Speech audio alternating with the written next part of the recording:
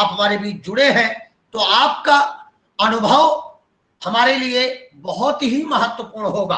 और मैं आप सभी से इस बात का आह्वान करूंगा कि आप जब भी किसी भी सतत पुनर्वास शिक्षा कार्यक्रम सीआरई कार्यक्रम में प्रतिभाग करें, तो इस बात का पूरा ध्यान रखें कि आप अगर अपने शैक्षणिक जीवन में कोई ऐसा अनुभव किसी दिव्यांगता विशिष्ट से प्राप्त किए हैं जो आपको कलमबद्ध न मिला हो, जो आपको किसी किताब में न मिला हो, लेकिन नयापन आपको दे रहा हो, तो अवश्य ही आप उसे सबके बीच प्रस्तुत करिएगा। हमारे बीच आदरणीय सर जुड़ चुके हैं, श्री कौशल किशोर सर। मैं उनका स्वागत करता हूं, वंदन करता हूं डॉक्टर कौशल शर्मा सर का। आप एसोसिएट प्रोफेसर एंड एचओडी हैं, department of hearing impairment, doctor Shakuntala Mishra national rehabilitation university Lucknow में, और एक एक्टिव पर्सनालिटी, एक एमिनेंट एजुकेशनिस्ट के तौर पर आप जाने जाते हैं। आपका उद्बोधन आज हमारे बीच important hearing act, ITC, CIC, IT, VT, इन पर आपके भाव, आपकी विशिष्टता हमें मिलेगी और निश्चित ही हमारे सभी प्रतिभागियों को जानने, समझने और बोध करने का एक नया अवसर प्राप्त होगा। तो मैं इन्हीं भावों के साथ आदरणीय सर से निवेदन करूंगा कि सर और अपना वीडियो आप ऑन करें और ऑडियो एक बार चेक करके आप अपना। आप लोगों को आवाज आ रही है? नमस्कार, सादर प्रणाम सर, सादर प्रणाम। आवाज आ रही है? जी सर, स्पष्ट आवाज क्लियर है? Yes sir. ठीक, बहुत बढ़िया। बस मैं दूसरे उससे एक बार और लॉगिन कर लूं, फिर भी शुरू करता हूं आपको। जी सर। सर का प्रेजेंटेशन एक और आईडी से सर का प्रेजेंटेशन चलेगा। आप सभी प्रतिभागीगण प्रेजेंटेशन जो सर की जब आने लगे तो उसे पिन कर लीजिएगा उस आईडी को, जिससे आपको आसानी होगी। बीच में अगर किसी तरीके का वैसे कोई डिस्टर्बेंस तो नहीं आ रहा है, लेकिन अगर मान लीजिए बाई चांस, क्योंकि हमारे साथ भिन्न भिन्न क्षमताओं वाले प्रतिभागी जन हैं, तो अगर किसी का ऐसा आता है तो आप सर की आईडी को पिन कर लीजिएगा, जिससे प्रेजेंटेशन आ रहा होगा। तो आपको निरंतर जब तक सर का प्रेजेंटेशन चलेगा आप उनकी स्क्रीन को देख पाएंगे। हमारा आपका यह सुयोग्य है, यह अवसर है कि आज सर को सुनने का हमें मौका मिला है, और यह सतत पुनर्वास शिक्षा कार्यक्रम हमें अवसर देता है हमारे गुरुजनों को सुनने का, हमारे श्रेष्ठ जनों को सुनने का, उनके अनुभवों को सुनने का, जानने का, और उसे एक दिव्य मंत्र के रूप में लेकर सिद्धांत के रूप में परिणत करते हुए अपने विद्यार्थियों तक ले जाकर उसे प्रैक्टिकली तौर पर उनके ऊपर आह्लादित, आनंदित करने का तो बड़ा ही अच्छा अवसर है। सर हमारे सेकंड लेग भी जुड़ चुका है सर। तो नागेश जी, बस मैं एक चीज ये जानना चाह रहा था कि जो हमारा टारगेट ग्रुप है वो कौन सा है? स्पेशल एजुकेटर्स है सर। अच्छा, गुड। रिहैब प्रोफेशनल और स्पेशल एजुकेटर्स, यही है। बहुत बढ़िया, बहुत बढ़िया। चलिए, मुझे लगता है मुझे शुरू कर देना चाहिए, टाइम जी सर, जी सर, पूरा आप आह्वानित हैं। तो सभी को मेरा नमस्कार। आज का जो मुझे टॉपिक दिया गया था वो है तो बड़ा, मेरे लिए बड़ा अजीब सा है। अजीब सा मैं इसलिए कहूँगा क्योंकि आप सभी लोग जानते हैं कि being a special education teacher, या जब भी हम एक टीचिंग के या एजुकेशनल पर्पस से बात कर रहे होते हैं, तो हियरिंग एड्स के बारे में हमारा केवल उतना ही नाता होता है कि बच्चे ने लगाई है, हम चेक कर लें, या छोटा मोटा हम इतना सा जानते हैं कि भाई हियरिंग एड क्या होती है, क्या नहीं होती है। लेकिन ज़्यादा डिटेल्स जो होते हैं वो या तो ऑडियोलॉजिस्ट के पास होते हैं या एक स्पीच थेरेपिस्ट के पास होते हैं। बहरहाल, तो मैं यही बात कह रहा था कि मुझे ये मौका दिया गया है, ठीक है, मैं पूरी कोशिश करूंगा कि आपको जो मैं जानता हूं उसके बारे में मैं आपको भी कम्युनिकेट कर सकूं। थोड़ा सा यहाँ पर हम लोग बात करें उससे पहले मैं बस ये जानना चाह रहा था कि हम जितने भी लोग यहाँ पर जुड़े हुए हैं वो मेनली स्पेशल एजुकेटर हैं या इंक्लूसिव एजुकेशन टीचर हैं? अगर आप इंक्लूसिव एजुकेशन के टीचर हैं तो अपने चैट बॉक्स में नंबर 1 करके टाइप कर दीजिए। अच्छा, दोनों हैं, ठीक। मुझे लगता है कि थोड़ा सा नॉर्मल स्कूल के जो टीचर्स थे उन्हें भी बुला लेते तो बहुत अच्छा होता। खैर कोई बात नहीं, नहीं भी हैं, कोई फर्क नहीं पड़ रहा है, लेकिन होते तो ज़्यादा अच्छा होता। कारण उसका ये है कि जब भी हम इंक्लूसिव एजुकेशन की बात कर रहे हैं तो हमारे स्कूलों में बच्चे, डेफ बच्चे या हियरिंग इम्पेयर्ड बच्चे भी मिल जाएंगे और उन्हें संभालने का जो मौका होता है वो स्पेशल एजुकेटर के साथ साथ उनका भी होता है जो हमारे नॉर्मल स्कूल में टीचर्स काम कर रहे होते हैं। तो इसीलिए हम सबको एक इंक्लूसिव एजुकेशन टीचर की बारे में ये बात करके बता सकते हैं। बहरहाल शुरू कर रहा हूँ मैं अपने प्रेजेंटेशन को। मुझे लगता है कि आप एक बार थोड़ा सा उसको अगर पिन कर लेंगे तो ज़्यादा बेटर तरीके से हो पाएगा।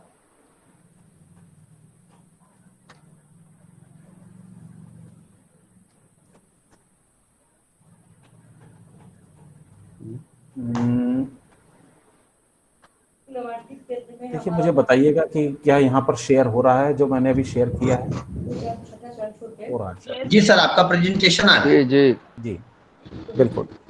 तो मैं यहीं से अपना शुरू करूंगा कि introduction and demonstration of hearing aids. Basically यहाँ पर जो डेमोन्स्ट्रेशन का मतलब है, मैंने पहले भी कहा कि डेमोन्स्ट्रेशन में यहाँ पे करके तो नहीं दिखा सकता हूँ, लेकिन आपको एक तरीके से यहाँ पे बताने का प्रयास जरूर करूंगा कि हियरिंग एड्स क्या है, क्या नहीं है, क्या चीज़ होती है, क्या नहीं होती है। तो शुरू करने से पहले मैं एक 2 लाइन की एक बात जरूर करना चाहता हूँ।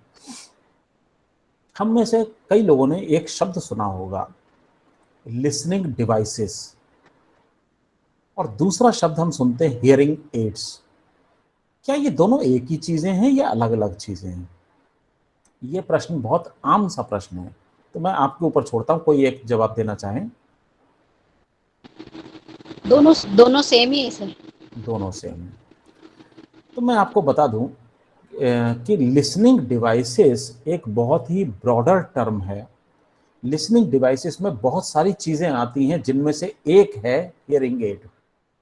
दोनों एक चीज नहीं है, लेकिन लिसनिंग डिवाइसेस बहुत ही ब्रॉडर टर्म है, जिसका एक एग्जाम्पल हो सकता है हियरिंग एड।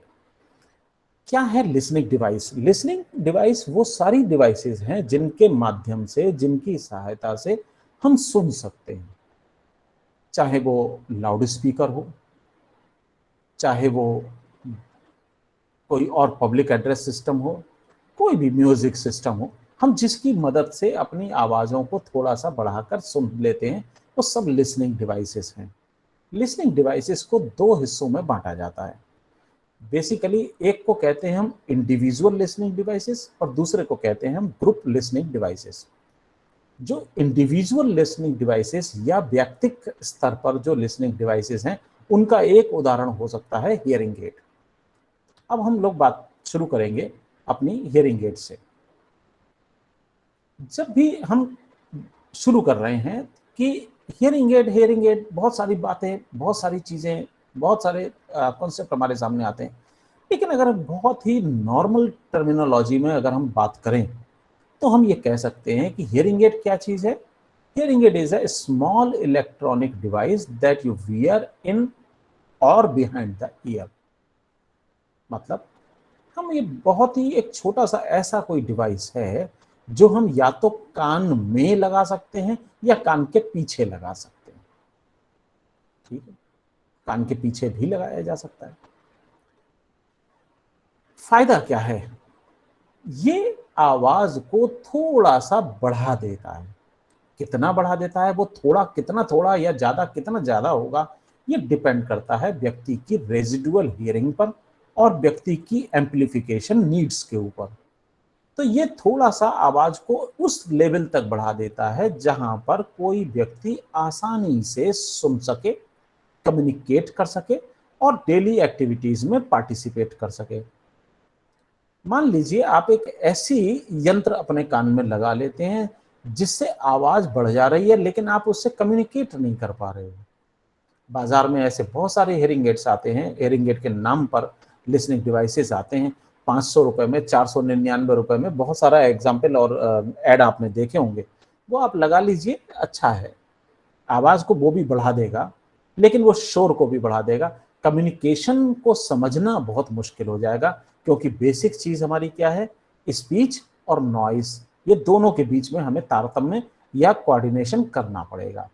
तो हियरिंग एड बेसिकली ऐसी डिवाइस हुई कि जो एम्पलीफिकेशन तो आवाज का करेगी, आवाज को बढ़ा तो देगी, लेकिन साथ ही शोर को कंट्रोल करने का प्रयास करेगी, शोर को कम करने का प्रयास करेगी, जिससे कि हम सुन सकें, समझ सकें, डेली कम्युनिकेट कर सकें। हियरिंग एड एक किसी भी व्यक्ति को दो स्थितियों में बड़ी मदद करती है, या तो बिल्कुल शांत वाली स्थितियां हो या बिल्कुल शोरजनक स्थितियां हो। लड़का या व्यक्ति अपने कमरे में बैठा हुआ है, वहां भी उसे सुनने की नीड्स है, और सब्जी मंडी में चला जाए, वहां भी उसे सुनने की नीड्स है। तो वो दोनों सिचुएशन को क्या हैंडल कर पाएगी। पता चला कहीं ऐसा ना हो कि आपने हियरिंग एड खरीदी और वो तो पता चला सिर्फ एक कमरे में ही आप अपना इस्तेमाल कर पा रहे हैं, बाजार में जाने के बाद में आप इस्तेमाल नहीं कर पा रहे। तो मैंने जैसा बताया, शोर को भी वो बढ़ा रहा है। तो ये दोनों जगह पर काम करना चाहिए। तो इस तरीके की चीजों को हम हियरिंग एड कहेंगे। हियरिंग एड में बहुत सारे पार्ट्स के विषय में आगे भी हम लोग बात करेंगे, लेकिन मोटे मोटे तौर पर अगर हम बात करें तो तीन उसके बेसिक पार्ट होना चाहिए, होते हैं। पहला, माइक्रोफोन, हमारी आवाज को बोलने के लिए और आवाज को आगे कम्युनिकेट करने के लिए। दूसरा, एम्पलीफायर, जिसका काम है आवाज को ऊपर तक उठा देना, उसके लेवल को ऊपर तक बढ़ा देना, जिसे हम एम्पलीफिकेशन कहते हैं। और तीसरा है स्पीकर या रिसीवर। रिसीवर जो हमारे कानों में लगा हुआ हो और हम सुन सकें। अभी मैंने ये लगा रखा है, हालांकि ये स्पीकर तो है, रिसीवर तो है, लेकिन ये हियरिंग एड का नहीं है, ये माइक्रोफोन का है। तो मेरे पास दो चीजें तो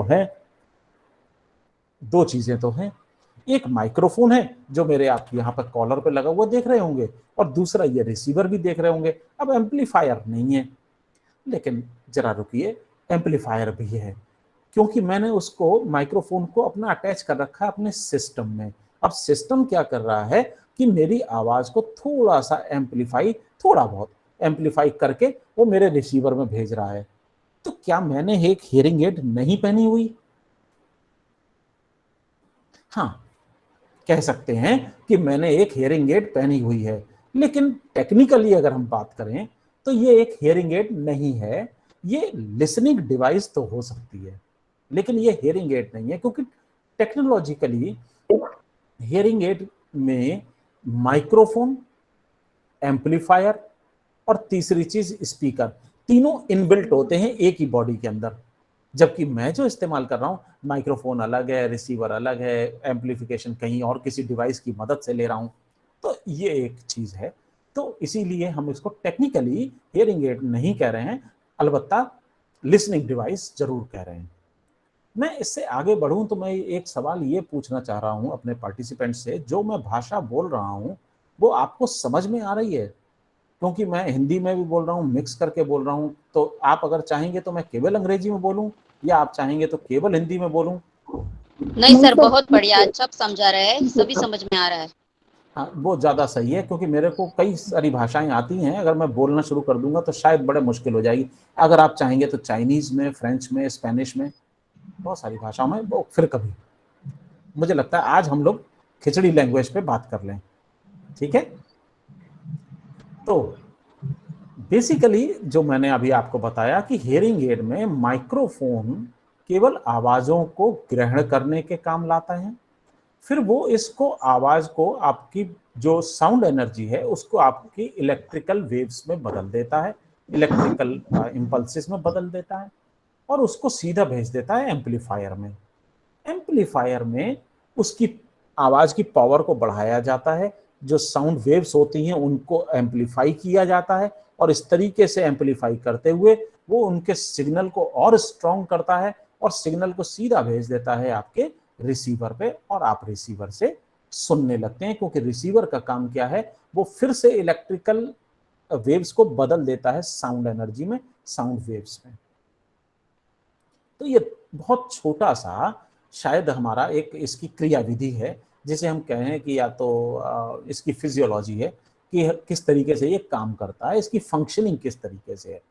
मैं एक बार फिर से रिपीट कर दूं, सीधा आवाज आई माइक्रोफोन में, माइक्रोफोन ने साउंड एनर्जी को इलेक्ट्रिकल में बदला और एम्पलीफायर में भेज दिया, एम्पलीफायर ने उसको एम्पलीफाई किया, आवाज की पावर को बढ़ाया और उठा के भेज दिया सीधा रिसीवर पे, और रिसीवर ने फिर क्या किया कि वो इलेक्ट्रिकल सिग्नल्स को उसने फिर कन्वर्ट किया साउंड एनर्जी में और हमें सुनने में मदद कर दी। अब की बार जो हम साउंड सुनेंगे वो थोड़ी सी अच्छी साउंड सुनेंगे। आगे बढ़ें उससे पहले एक चीज जानना बहुत जरूरी है, आखिर हम सुनते कैसे हैं। तो हम में से सभी लोग सब जानते होंगे, क्योंकि हियरिंग एड को पढ़ने से पहले ये बात हमें मालूम होनी चाहिए कि आखिर हम सुनते कैसे हैं। तो मैंने एक छोटा सा चित्र आपके सामने रखा हुआ है, मुझे नहीं मालूम कि कितने लोग इस पे देख पा रहे होंगे। मैं कोशिश कर सकता था कि दिखाने की, लेकिन बड़ा मुश्किल हो जाता है उसमें दिखाना। बहरहाल इसीलिए मैं थोड़ा सा बड़ा करके दिखाया, शायद आपको दिखाई भी दे रहा होगा। आप जानते हैं कान का स्ट्रक्चर है, पिन्ना है, उसके बाद में आउटर ईयर में से आपकी कैनाल जा रही है, ईयर ड्रम तक आपका आउटर ईयर है, उसके बाद में मिडिल ईयर शुरू हो जाता है जहाँ 3 हड्डियां हैं। तीनों हड्डियां कौन कौन सी होती हैं मुझे भी नहीं पता, छोड़ो जाने दो। आगे बढ़ते हैं, इनर ईयर में चलते हैं, वहाँ पे एक ऐसा कुछ गोल सा घुमा हुआ है, लिखा तो है कॉकलिया। तो कॉकलिया होगा, वहां से एक नर्व निकलती है, वो सीधे चली जाती है ब्रेन में। मुझे लगता है आप लोगों को ज्यादा जानकारी होगी इसके विषय में कि मिडिल ईयर में कौन कौन सी हड्डियां होती हैं, है ना।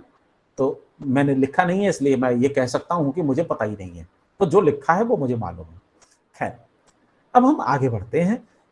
होता क्या है, आवाज आपके पिन्ना से होते हुए ईयर ड्रम तक गई, ईयर ड्रम को वाइब्रेट किया, उस वाइब्रेशन के कारण आपकी हड्डियां, जो 3 हड्डियां हैं, मैलियस, इनकस, स्टेपिस, देखो मुझे याद आ जाता है कभी कभी, तो मैलियस, इनकस, स्टेपिस, वो तीनों की तीनों भी वाइब्रेट होंगी और वो वाइब्रेशंस आगे बढ़ते हुए सीधे चले जाएंगे इनर ईयर में।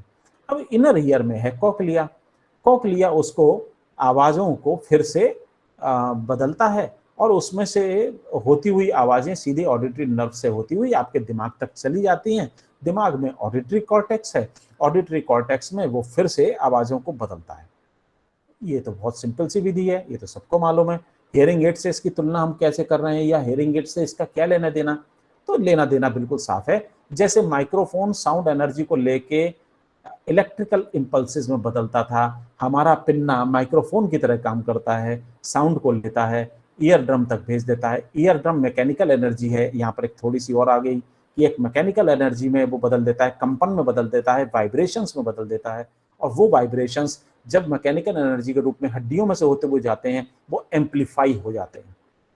और उस एम्पलीफिकेशन के बाद जब हमारी जो मैकेनिकल जो एनर्जी है वो जब आगे बढ़ती है और जाती है हमारी इनर ईयर में, तो हमारा जो वेस्टिबुलर ऑर्गन है वहाँ पर बहुत सारा लिक्विड भरा हुआ है और वहाँ पर जाके वो केमिकल एनर्जी में चेंज होती है। और उस केमिकल रिएक्शन के कारण से वहाँ बनते हैं इलेक्ट्रिकल सिग्नल्स, यानी इलेक्ट्रिकल सिग्नल्स में वो बदल जाती है। और वो इलेक्ट्रिकल सिग्नल्स जब हमारे कॉकलिया में पहुँचते हैं और कॉकलिया में जाके ऑर्गन ऑफ कॉटाई में पहुँचते हैं, वहाँ पर हमारे सीलियरी ऑर्गन्स हैं, सीलिया हैं, छोटे छोटे बाल ब्रश जैसे रचनाएं हैं। वहाँ पर जब ये पहुँचते हैं तो वहाँ पर ये इलेक्ट्रिक सिग्नल्स जैसे ही नर्व से टकराते हैं वो बदल जाते हैं नर्व इम्पल्सेस में। और वो nerve impulses organ of Corti से होते हुए, ऑडिटरी नर्व से होते हुए सीधे हमारे पहुंचते हैं ब्रेन में। ब्रेन में हमारा ऑडिटरी कॉर्टेक्स है। ऑडिटरी कॉर्टेक्स उन जो सिग्नल्स आ रहे हैं, हमारे नर्व इम्पल्सेस आ रहे हैं, उनको कलेक्ट करके हर फ्रीक्वेंसी के हिसाब से उनको डिकोड करता है और डिकोडिंग के बाद उसको फिर बदलता है साउंड एनर्जी में। यानी वहाँ पर रिसीव हो रहा है, यहाँ पर हम जाके उसका सारा जो अभी तक का सिस्टम था, यानी साउंड एनर्जी को मैकेनिकल एनर्जी, फिर इलेक्ट्रिकल एनर्जी, फिर नर्व इम्पल्सेस, फिर से साउंड एनर्जी में हम बदल देते हैं और इस तरीके से हम सुन लेते हैं। बिल्कुल सही है, अच्छी बात लग रही है, देखने में सुनने में बड़ा मजा आता है। तो अगर हम हियरिंग एड की बात करें तो हियरिंग एड कैसे काम कर रहा है? सपोज हमने एक छोटा सा शब्द बोला हेलो, सबको मेरी आवाज सुनाई दे रही है? Hello, yes sir, yes sir, hello. Yes sir. तो मैं बहुत हल्के से बोल रहा हूँ, शायद आपका वो वॉल्यूम बढ़ाने की जरूरत नहीं है, मैंने बहुत हल्के से बोला था हेलो। अब ये हेलो जब हमारी इस वाली हियरिंग एड के अंदर पहुंचेगी, ये आप देख रहे होंगे जो हाथ में पकड़ा हुआ हियरिंग एड है, इसमें जब ये पहुंचेगी, इसका एम्पलीफायर से एम्पलीफिकेशन हो जाएगा और जो आउटपुट आपको मिलेगा वो कैसा मिलेगा? हेलो। आवाज थोड़ी तेज हुई, जबकि बोला क्या गया था? हेलो। वो सुनाई कैसे दिया? हेलो। मतलब यहां पर एक स्केच पे देख सकते हैं जो नीचे की तरफ बना हुआ है, ये गोल वाला सा चित्र आप इसमें देख सकते हैं। तो साउंड वेव ट्रेवल करती है ईयर में और वहां से जैसे कि हियरिंग एड आपके कान के जो पीछे लगा हुआ है वहां तक पहुंचती है। तो जो ये पिंक वाला हिस्सा है ये पूरा का पूरा साउंड एनर्जी है, ये आपके हियरिंग एड में पहुंची, जो ब्लू वाला पूरा हिस्सा है। ठीक, इसमें एक स्मॉल सा माइक्रोफोन होता है जो आपके साउंड को पकड़ लेता है। तो कौन सा माइक्रोफोन है?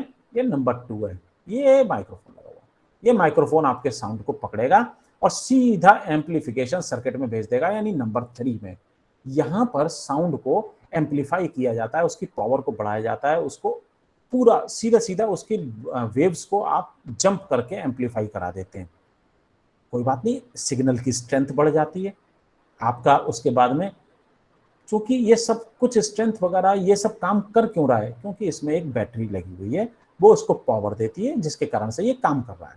खैर, वहां से एम्पलीफाइड जो करंट है वो आपका फिर चला गया एक छोटे से लाउड स्पीकर की तरफ को, नंबर 6 की तरफ, और वहां से होता हुआ ये हुक के द्वारा होता हुआ आपके इस ईयर मोल्ड से यानी रिसीवर के थ्रू से होता हुआ 8 नंबर यानी कान पर सीधा पहुंच जाता है। तो वही सीधा सिंपल सिद्धांत है जैसे हम सुनते हैं। बस यहाँ पर दिक्कत ये है कि हम नॉर्मली सुनते हैं हमारे कान के माध्यम से। अब हमारे सामने दिक्कत ये है कि हमारा कान जो है वो कहीं पर बाधित है, कहीं पर चोटिल है, कहीं पर खराब हो चुका है, वो काम नहीं कर रहा। उसकी जगह हम एक आर्टिफिशियल ईयर को लगा रहे हैं जिसे हमने हियरिंग एड कहा। बस बाकी का काम वही इसे को भी करना है। हाँ, केमिकल एनर्जी जरूर नहीं है क्योंकि वो सीधे सीधे पावर सोर्स से आके इलेक्ट्रिकल एनर्जी में बदल जा रही है। तो हम इस तरीके से आवाजों को हियरिंग एड के माध्यम से सुनते हैं। जानना यह भी जरूरी है कि हमारे पास हियरिंग एड से सुनने के तौर तरीके बहुत हैं। मैं आगे और भी बात करूंगा अगर टाइम मिला तो। बेसिकली हम बात कर लें कि आखिर हियरिंग लॉस होते कितने प्रकार के हैं। आप लोग जानते हैं, मुझे नहीं लगता कि मुझे बार बार बताने की जरूरत है, लेकिन फिर भी हमारे जो नॉलेज है हमारे पास, में बस एक ब्रश हल्का सा मारना चाह रहा हूँ, धूल हट जाए। तो हमारे पास 2-3 तरीके हैं। पहला है conductive hearing loss. Conductive hearing loss मतलब साउंड जो है वो प्रॉपरली आगे की तरफ ट्रेवल नहीं कर रही, कंडक्ट नहीं हो रही। कहाँ? आउटर ईयर से इनर ईयर की तरफ, यानी आउटर ईयर में या इनर ईयर के बीच में कहीं ना कहीं प्रॉब्लम आ रही है। तो हम इस चीज को बहुत आसानी से दूर कर सकते हैं। सर्जरी कर लें, नहीं कर लें तो हियरिंग एड लगा दें, सिंपल एम्पलीफिकेशन है, कर दें। दूसरा आता है sensory neural hearing loss. Sensory neural hearing loss का मतलब है यहाँ पर सेंसरी और न्यूरल दोनों चीजें मिल गई। अब न्यूरॉन्स बाहर ईयर में तो है नहीं, मिडिल ईयर में भी नहीं है, वो है सीधे इनर ईयर में। तो जनरली प्रॉब्लम जो होती है वो कॉकलिया के साथ में होती है या ऑर्गन ऑफ कॉर्टाई के साथ में होती है, जो कॉकलिया के अंदर ही है। तो इनर ईयर में होता क्या है कि कुछ या तो वो कुछ फ्रीक्वेंसीज को डिटेक्ट नहीं कर पा रहा या वो किसी भी फ्रीक्वेंसी को डिटेक्ट नहीं कर पा रहा, पूरी तरीके से कॉकलिया हमारा खराब हो चुका है।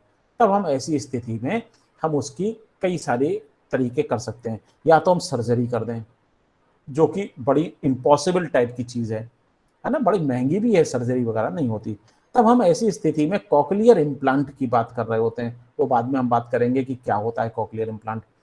तो हम या तो हियरिंग एड्स को इस्तेमाल करें या किसी एक सर्जरी तरीके का इस्तेमाल करें, लेकिन हम सेंसरी न्यूरल हियरिंग लॉस का इस्तेमाल हम यहाँ पर कर सकते हैं। एक होता है न्यूरल इम्पेयरमेंट। आमतौर पे एक मिक्स्ड टाइप का जरूर आप लोगों ने पढ़ा होगा, मैं उसकी बात नहीं करना चाह रहा हूँ, क्योंकि मिक्स्ड वाले में तो सीधे सीधी बात आ जाती है कि कंडक्टिव और सेंसरी न्यूरल दोनों तरीके की चीज़ों का मिक्स्ड इफेक्ट होता है। मैं न्यूरल इम्पेयरमेंट की बात कर रहा हूँ, यानी न्यूरल इम्पेयरमेंट है आपकी ऑडिटरी नर्व के साथ में, जिसे हम सेंट्रल प्रोसेसिंग या सेंट्रल नर्वस सिस्टम की प्रोसेसिंग की फॉल्ट कह सकते हैं, या हम उसे कह सकते हैं सेंट्रल हियरिंग लॉस। यहां हमारी न्यूरोलॉजिकल समस्याएं हैं जो ऑडिटरी नर्व से लेके ब्रेन तक के बीच में होती हैं। क्या करें, बड़ी मुश्किल सवाल है। आखिर ऐसा अगर हो जाए तो कितना मजा आ जाए कि न्यूरल सिस्टम में नर्वस सिस्टम आपका खराब है, जो कि ऑडिटरी नर्वस सिस्टम है, वो आपका ऑडिटरी नर्व खराब हो रही है। काश हम ऑडिटरी नर्व को बदल पाते। काश दिमाग में अगर हमारा ऑडिटरी कॉर्टेक्स काम नहीं कर रहा है, पैरालाइज्ड है, ट्यूमर है, कुछ और वजह है, हमारा सुनना बंद हो गया है, काश ऐसा होता कि हम ब्रेन को बदल देते तो मजा आ जाता। खैर आगे देखेंगे कि बदल पाते हैं कि नहीं बदल पाते हैं। तो फिलहाल इस तरीके की चीजें जो हम लोग बात कर रहे हैं वो एक बड़ी मजेदार बात है। तो प्रॉब्लम जो है वो न्यूरल नर्वस सिस्टम में है, न्यूरल इंपेयरमेंट हम इसे कहते हैं। तो ऐसी स्थिति में चाहे ब्रेन ट्यूमर हो, स्ट्रोक हो या ब्रेन इंजरी हो, मैंने बताया अभी इस तरीके की कोई चीज़ें होती हैं, तब हम लोग, ये बहुत रेयर किस्म की चीज़ें हैं, दुनिया में बहुत कम लोगों में होती हैं, लेकिन ऐसी स्थितियों में हम हियरिंग एड दे पाएंगे या नहीं दे पाएंगे, ये एक बड़ा सवाल है। आगे बात करेंगे इस पे कि हम इस सवाल से कैसे निपटेंगे। हियरिंग एड्स को बेसिकली हमने सबने पढ़ा है कि कई तरीके की हियरिंग एड्स होती हैं। आजकल बड़े बड़े नाम आने लगे हैं, तो इसीलिए नामों में थोड़ा सा वो ना करें, कंफ्यूज ना हो। पहला हियरिंग एड जो होता है बेसिकली आप कहते हैं पॉकेट टाइप। इसे कई लोग पहले बॉडी वर्न भी कहते थे, बॉडी वर्न, शरीर पर पहने जाने वाला। मैं थोड़ा सा इसमें डिफर करता हूं कि शरीर पर पहने जाने वाले तो सभी प्रकार के हियरिंग एड्स होते हैं। जो इंडिविजुअल हियरिंग एड होगा वो शरीर पे ही पहना जाएगा। क्या कान के पीछे पहना हुआ शरीर पे नहीं होगा? तो बॉडी वर्न कहने से मुझे बड़े पता नहीं क्यों बड़ी एलर्जी है। पॉकेट वर्न आप कह सकते हैं, पॉकेट टाइप हियरिंग एड कह सकते हैं, पॉकेट में रखने वाली चीज़ है। ओके, कई बार आप पॉकेट में ना रख के एक थोड़ा सा उस पर बांध भी लेते हैं, ठीक है, कोई बात नहीं, लेकिन पॉकेट टाइप कह देना फिर भी एक उचित है। दूसरा होता है बिहाइंड द ईयर, कान के पीछे पहने जाने वाली हियरिंग एड। एक होती है इन द कैनाल, जो आप कान में, आपके सबके पास पेन या पेंसिल होगी, अपने कान में जरा सा डाल के देखें, ज़्यादा अंदर ना घुसेड़ें, वरना मेरा लेक्चर पूरा निकल जाएगा, समझ में कुछ नहीं आएगा। तो वो जो जहां पर आपकी पेंसिल अंदर जाती है या ईयरबड आपके अंदर जाती है, उसे हम ईयर कैनाल कहते हैं। उस ईयर कैनाल में अगर हमारी हियरिंग एड फिट हो जाए तो हम उसे कहते हैं इन द कैनाल या completely in the canal. In the canal थोड़ी सी बाहर से दिखाई भी देती है, लेकिन कंप्लीटली इन द कैनाल बिल्कुल दिखाई भी नहीं देती, वो बिल्कुल अंदर चली जाती है, जहां पर आपका ये ईयर ड्रम है उसके नजदीक काफी पहुंच जाती है। फिर आती है in the year. In the year भी हमें बाहर से दिखाई देती है, ऐसे ही जैसे ये मैंने अपने कान में ऐसे लगा रखा है, ये इन द ईयर हो गया जी, वेरी गुड। इसमें इस रिसीवर के अलावा कुछ ना हो तो ये पूरी की पूरी हियरिंग एड हो गई। फिर होता है receiver in the canal, basically completely in the canal type की ही या बीटी टाइप की ही चीज है receiver in the canal, but इसका जो पूरा रिसीवर होता है उसी में एम्पलीफिकेशन वगैरह सब कुछ हो जाता है, तो वो पूरा का पूरा रिसीवर अंदर की तरफ इंसर्ट हो जाता है। नया एक टॉपिक किसी ने निकाला है, तो मैं भी अभी कुछ ही दिन पहले इसको जान पाया कि RIC है क्या भला, तो पता ये चला कि घुमा फिरा के बात उतनी ही है कि BTE या CIC को ही RIC भी कह सकते हैं। चलो अच्छी बात है, लेकिन एक नया टर्म पता चल जाता है। पॉकेट टाइप हियरिंग एड होती क्या है, ये एक छोटा सा चित्र मैंने देने की कोशिश की है। पहली बात बता दूं, चूंकि ये पावर पॉइंट प्रेजेंटेशन है, चित्र मेरा बनाया हुआ नहीं है, मैंने भी जुगाड़ से इधर उधर से निकाल के दिया हुआ है, तो इसलिए इस पर कॉपीराइट मेरा नहीं है। इंफॉर्मेशन तो जरूर हो सकती है, लेकिन इंफॉर्मेशन भी एक नॉर्मल सी इंफॉर्मेशन है। तो क्या होता है pocket type hearing aid? Very simple type की हियरिंग एड जो कि कहीं भी ह्यूमन बॉडी में फिट हो जाती है। मेरी मर्जी है, मैं अपने यहाँ पे बाजू पे बांध लूं, मेरी मर्जी है। मैं अपने गले में यहाँ पे बांध लूँ, मेरी मर्जी है। मैं सिर पे टोपी में पहन लूँ, मेरी मर्जी है। मैं सामने यहाँ पे जेब में रखूँ, मेरी मर्जी है। मैं पैंट की जेब में रखूँ, मेरी मर्जी है। लेकिन कुल मिला के ये मैं अपनी ह्यूमन बॉडी में कहीं भी इसको अटैच कर सकता हूँ। बेसिकली होता ये है कि हम इसे अपनी जेब में पॉकेट में रखते हैं, शर्ट की पॉकेट में रखें या पैंट की पॉकेट में रखें, और इसमें एक क्लिप दिया होता है, उस क्लिप के जरिए हम उसमें फंसा देते हैं। That's why it is called pocket type hearing aid. हम इसको ईयर मोल्ड के जरिए प्लग करके आपको कॉर्ड्स के जरिए हम इसको सुनाई कर सकते हैं, बिल्कुल इसी तरीके से जैसे ये आप दिखाई दे रहा होगा। ये पूरा का पूरा मेरा कहीं ना कहीं जुड़ा हुआ है, तो मैं इसको दे रहा हूँ, बिल्कुल ये कॉर्ड है, इसी कॉर्ड के जरिए हम लोग सुनाई सुनते हैं। फायदा क्या है? फायदा बहुत अच्छा है इसका। सिंपल है, सस्ती मिल जाती है, लेकिन हैवी ड्यूटी है, बहुत पावरफुल हो सकती है, बहुत पावरफुल हो सकती है। कॉस्ट इफेक्टिव है, सस्ती मिल जाती है। कीमत तो मैं नहीं बता पाऊंगा, लेकिन हाँ इतना मान के चलिए मैक्सिमम मिल जाएगी 5-6 हज़ार रुपए के अंदर अंदर, अच्छी से अच्छी आपको मिल जाने वाली है। बेचने वाले 10-10 हज़ार तक भी बेच देते हैं, वो एक अलग बात है। दूसरी आती है बिहाइंड द ईयर। जैसा कि नाम से ही पता चल रहा है, कान के पीछे लगाई जाने वाली हियरिंग एड है। बहुत सिंपल सी हियरिंग एड होती है। इसमें एक क्लियर ट्यूब होती है जो कान के पीछे से ऐसे आके सामने आपको यहाँ पे दिखाई भी दे रहा है। ये एक ट्यूब आ रही है, इस ट्यूब के जरिए रिसीवर को हम इसमें कान के अंदर फंसा देते हैं। बिल्कुल सिंपल तरीका है। एक बैटरी कंपार्टमेंट होगा, एक माइक्रोफोन होगा और कुछ कंट्रोल्स दिए होंगे, केवल इतना ही इसका कंपोनेंट है। अंदर तो सर्किट वगैरह रहता है, वो बात की बात है, मैं बाहर की बात कर रहा हूँ। इससे ज़्यादा अप्रोप्रिएट, माइल्ड और प्रोफाउंड हियरिंग लॉस के लिए कोई चीज़ नहीं हो सकती इससे बेहतर। यानी इसकी रेंज बड़ी अच्छी है। माइल्ड कैटेगरीज को भी इस्तेमाल कर सकते हैं आप, प्रोफाउंड तक भी इस्तेमाल कर सकते हैं। बीटी बेसिकली हैंडल होना आसान है, कान के पीछे लगी होती है, जल्दी समझ में आती नहीं। अगर बाल आपने बड़े कर रखे हैं तो बड़ा अच्छे से कान के पीछे छुप जाएगी, दूसरों को पता भी नहीं चलेगा कि आप सुन नहीं पाते। हाँ हाँ हूँ करने से बेहतर है कि आप हियरिंग एड लगा लें। दूसरा, अगर हम फूड एंड ड्रग एडमिनिस्ट्रेशन जो कि यूएसए का है उसकी बात करें, तो उन्होंने बीटी को रिकमेंड किया हुआ है, कहा कि अगर हम इसको लंबे समय तक इस्तेमाल लगातार करते रहें तो ये भी संभावनाएं होती हैं कि ईयर मोल्ड को भी हम रिप्लेस कर सकते हैं। बच्चों के बड़े होने पर हम ईयर मोल्ड्स को भी रिप्लेस कर सकते हैं। ईयर मोल्ड दोनों में लग जाते हैं, बीटी में भी लग जाते हैं, पॉकेट टाइप में भी लग जाते हैं। वेरिएशन बहुत हैं इसमें। बीटी में ये एक ओपन फिट हियरिंग एड है, सीधा डिब्बे से खोलिए, लगा दीजिए, सीधे कान में ऐसे लगा के छोटे, लेकिन कान के पीछे पूरी तरीके से छिप जाने वाली है न। उसकी एक बहुत ही नैरो ट्यूब है जो कि आपके अंदर, कान के अंदर चली जाती है, तो वो रिसीवर के रूप में काम आ जाती है। तो कहने का मतलब है कि बहुत ही आसानी से हैंडल होने वाली है।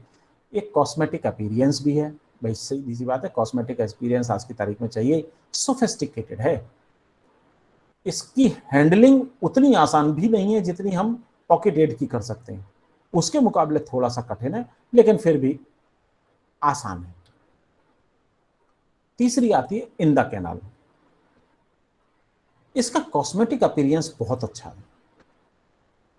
आप नहीं पता चलना देना चाहते कि भैया मेरे को सुनाई नहीं देता या मैं हियरिंग एड पहनता हूं, तो आपके लिए सबसे बेस्ट ऑप्शन ये हो सकता है, और ईश्वर की दया से आपकी जेब में पैसे भी हों तो आपके लिए बहुत बेहतर ऑप्शन हो सकता है कि आप आईटीसी की तरफ चले जाइए, इन द कैनाल की तरफ चले जाइए।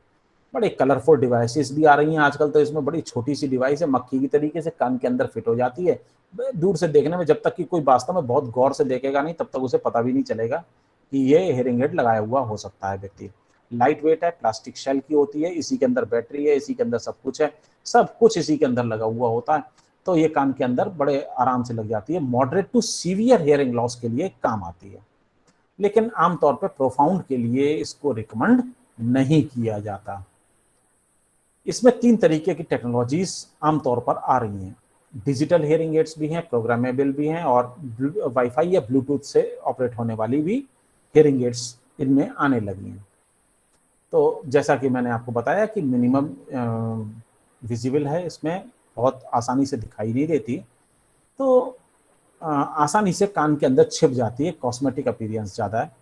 CIC लगभग इसी को कहते हैं, जब अगर ये कान में और अंदर की तरफ को इंसर्ट कर दी जाए और आपके ईयर ड्रम के बिल्कुल पास आ जाए, तब इसको कंप्लीटली इन द कैनाल आप कह सकते हैं। एक्सपेंसिव होती हैं, इतनी आसान नहीं है। इसकी कीमत जो है वो 20,000 के आसपास से मेरा ख्याल है कि स्टार्ट हो जाती है, और फिर तो जितना आप लेना चाहें ऊपर का। इन द ईयर बीटीई के बाद सबसे ज़्यादा पसंद की जाने वाली हियरिंग एड अगर कोई है तो यही है ITE, यानी इन द ईयर। ये थोड़ी सी बड़ी होती है CIC के मुकाबले, जो अभी ITC दिखाई थी उसके मुकाबले थोड़ी सी बड़ी होती है, कान में बाहर से ही लगती है। जैसा कि आप इसमें कान में देख रहे हैं, ये यहाँ से आपको यानी कोंका से भी अंदर ये दिखाई दे जाती है, कोंका के बाहर नहीं आती। ये केवल इतने से ही हिस्से में फंस जाती है। पुराने जमाने में लोग रुई वगैरह कान में लगाने के शौकीन थे।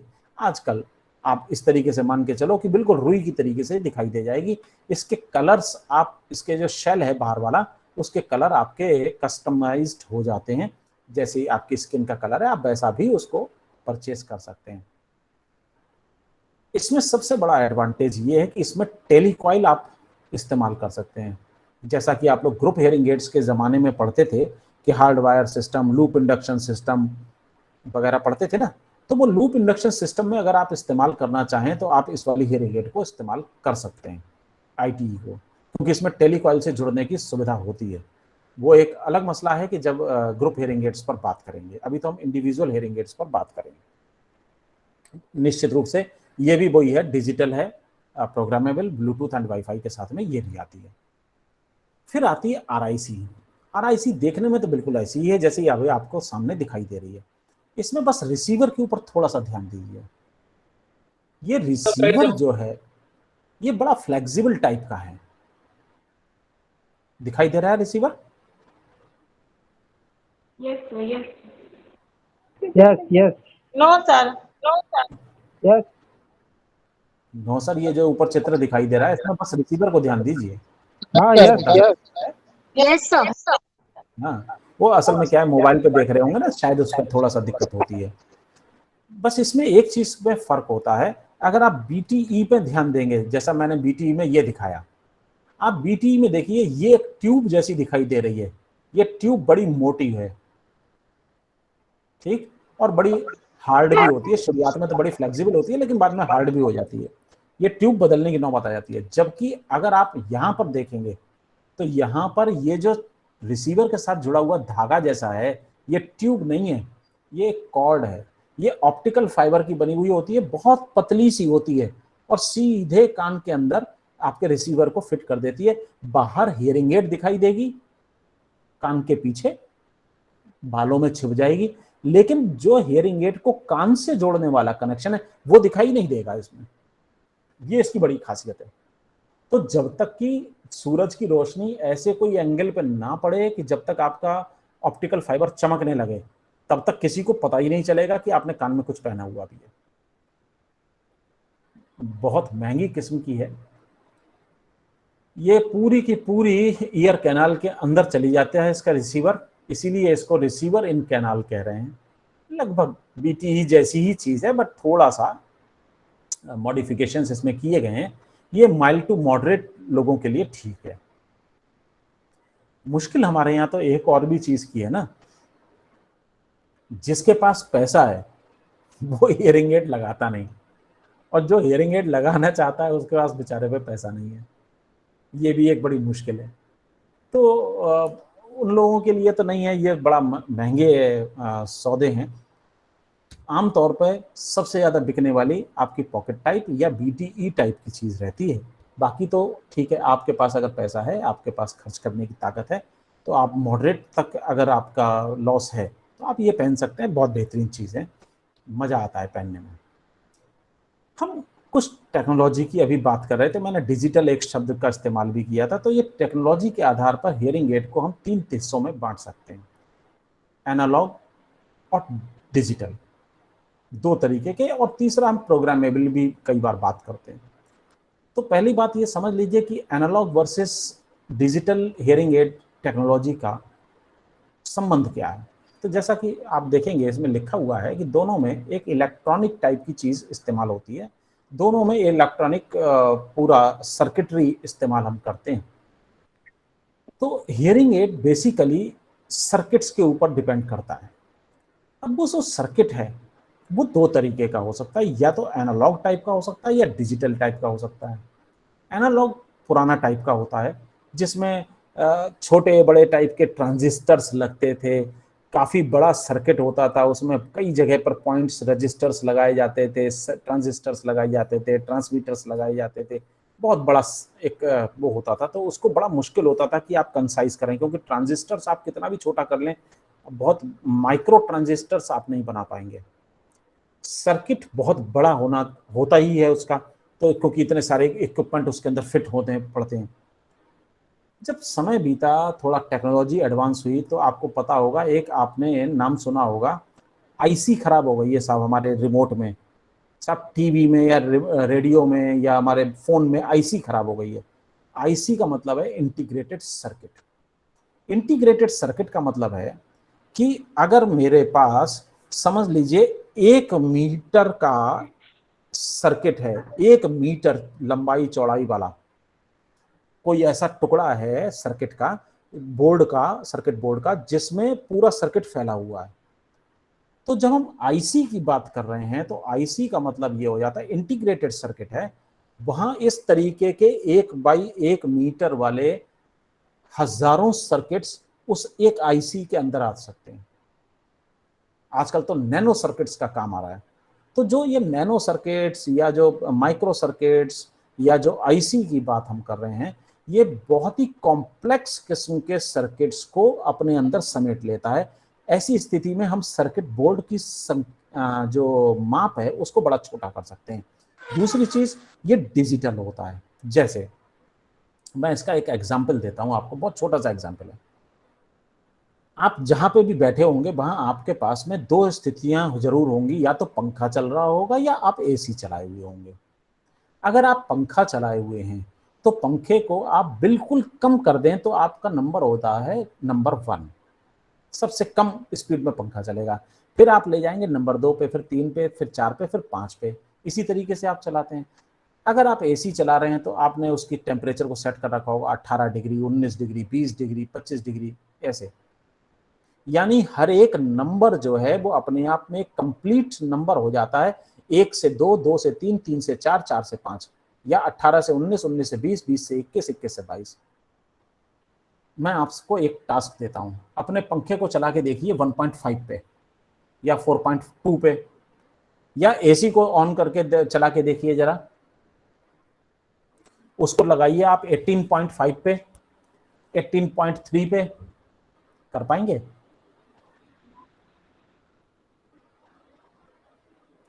कर पाएंगे? नहीं सर।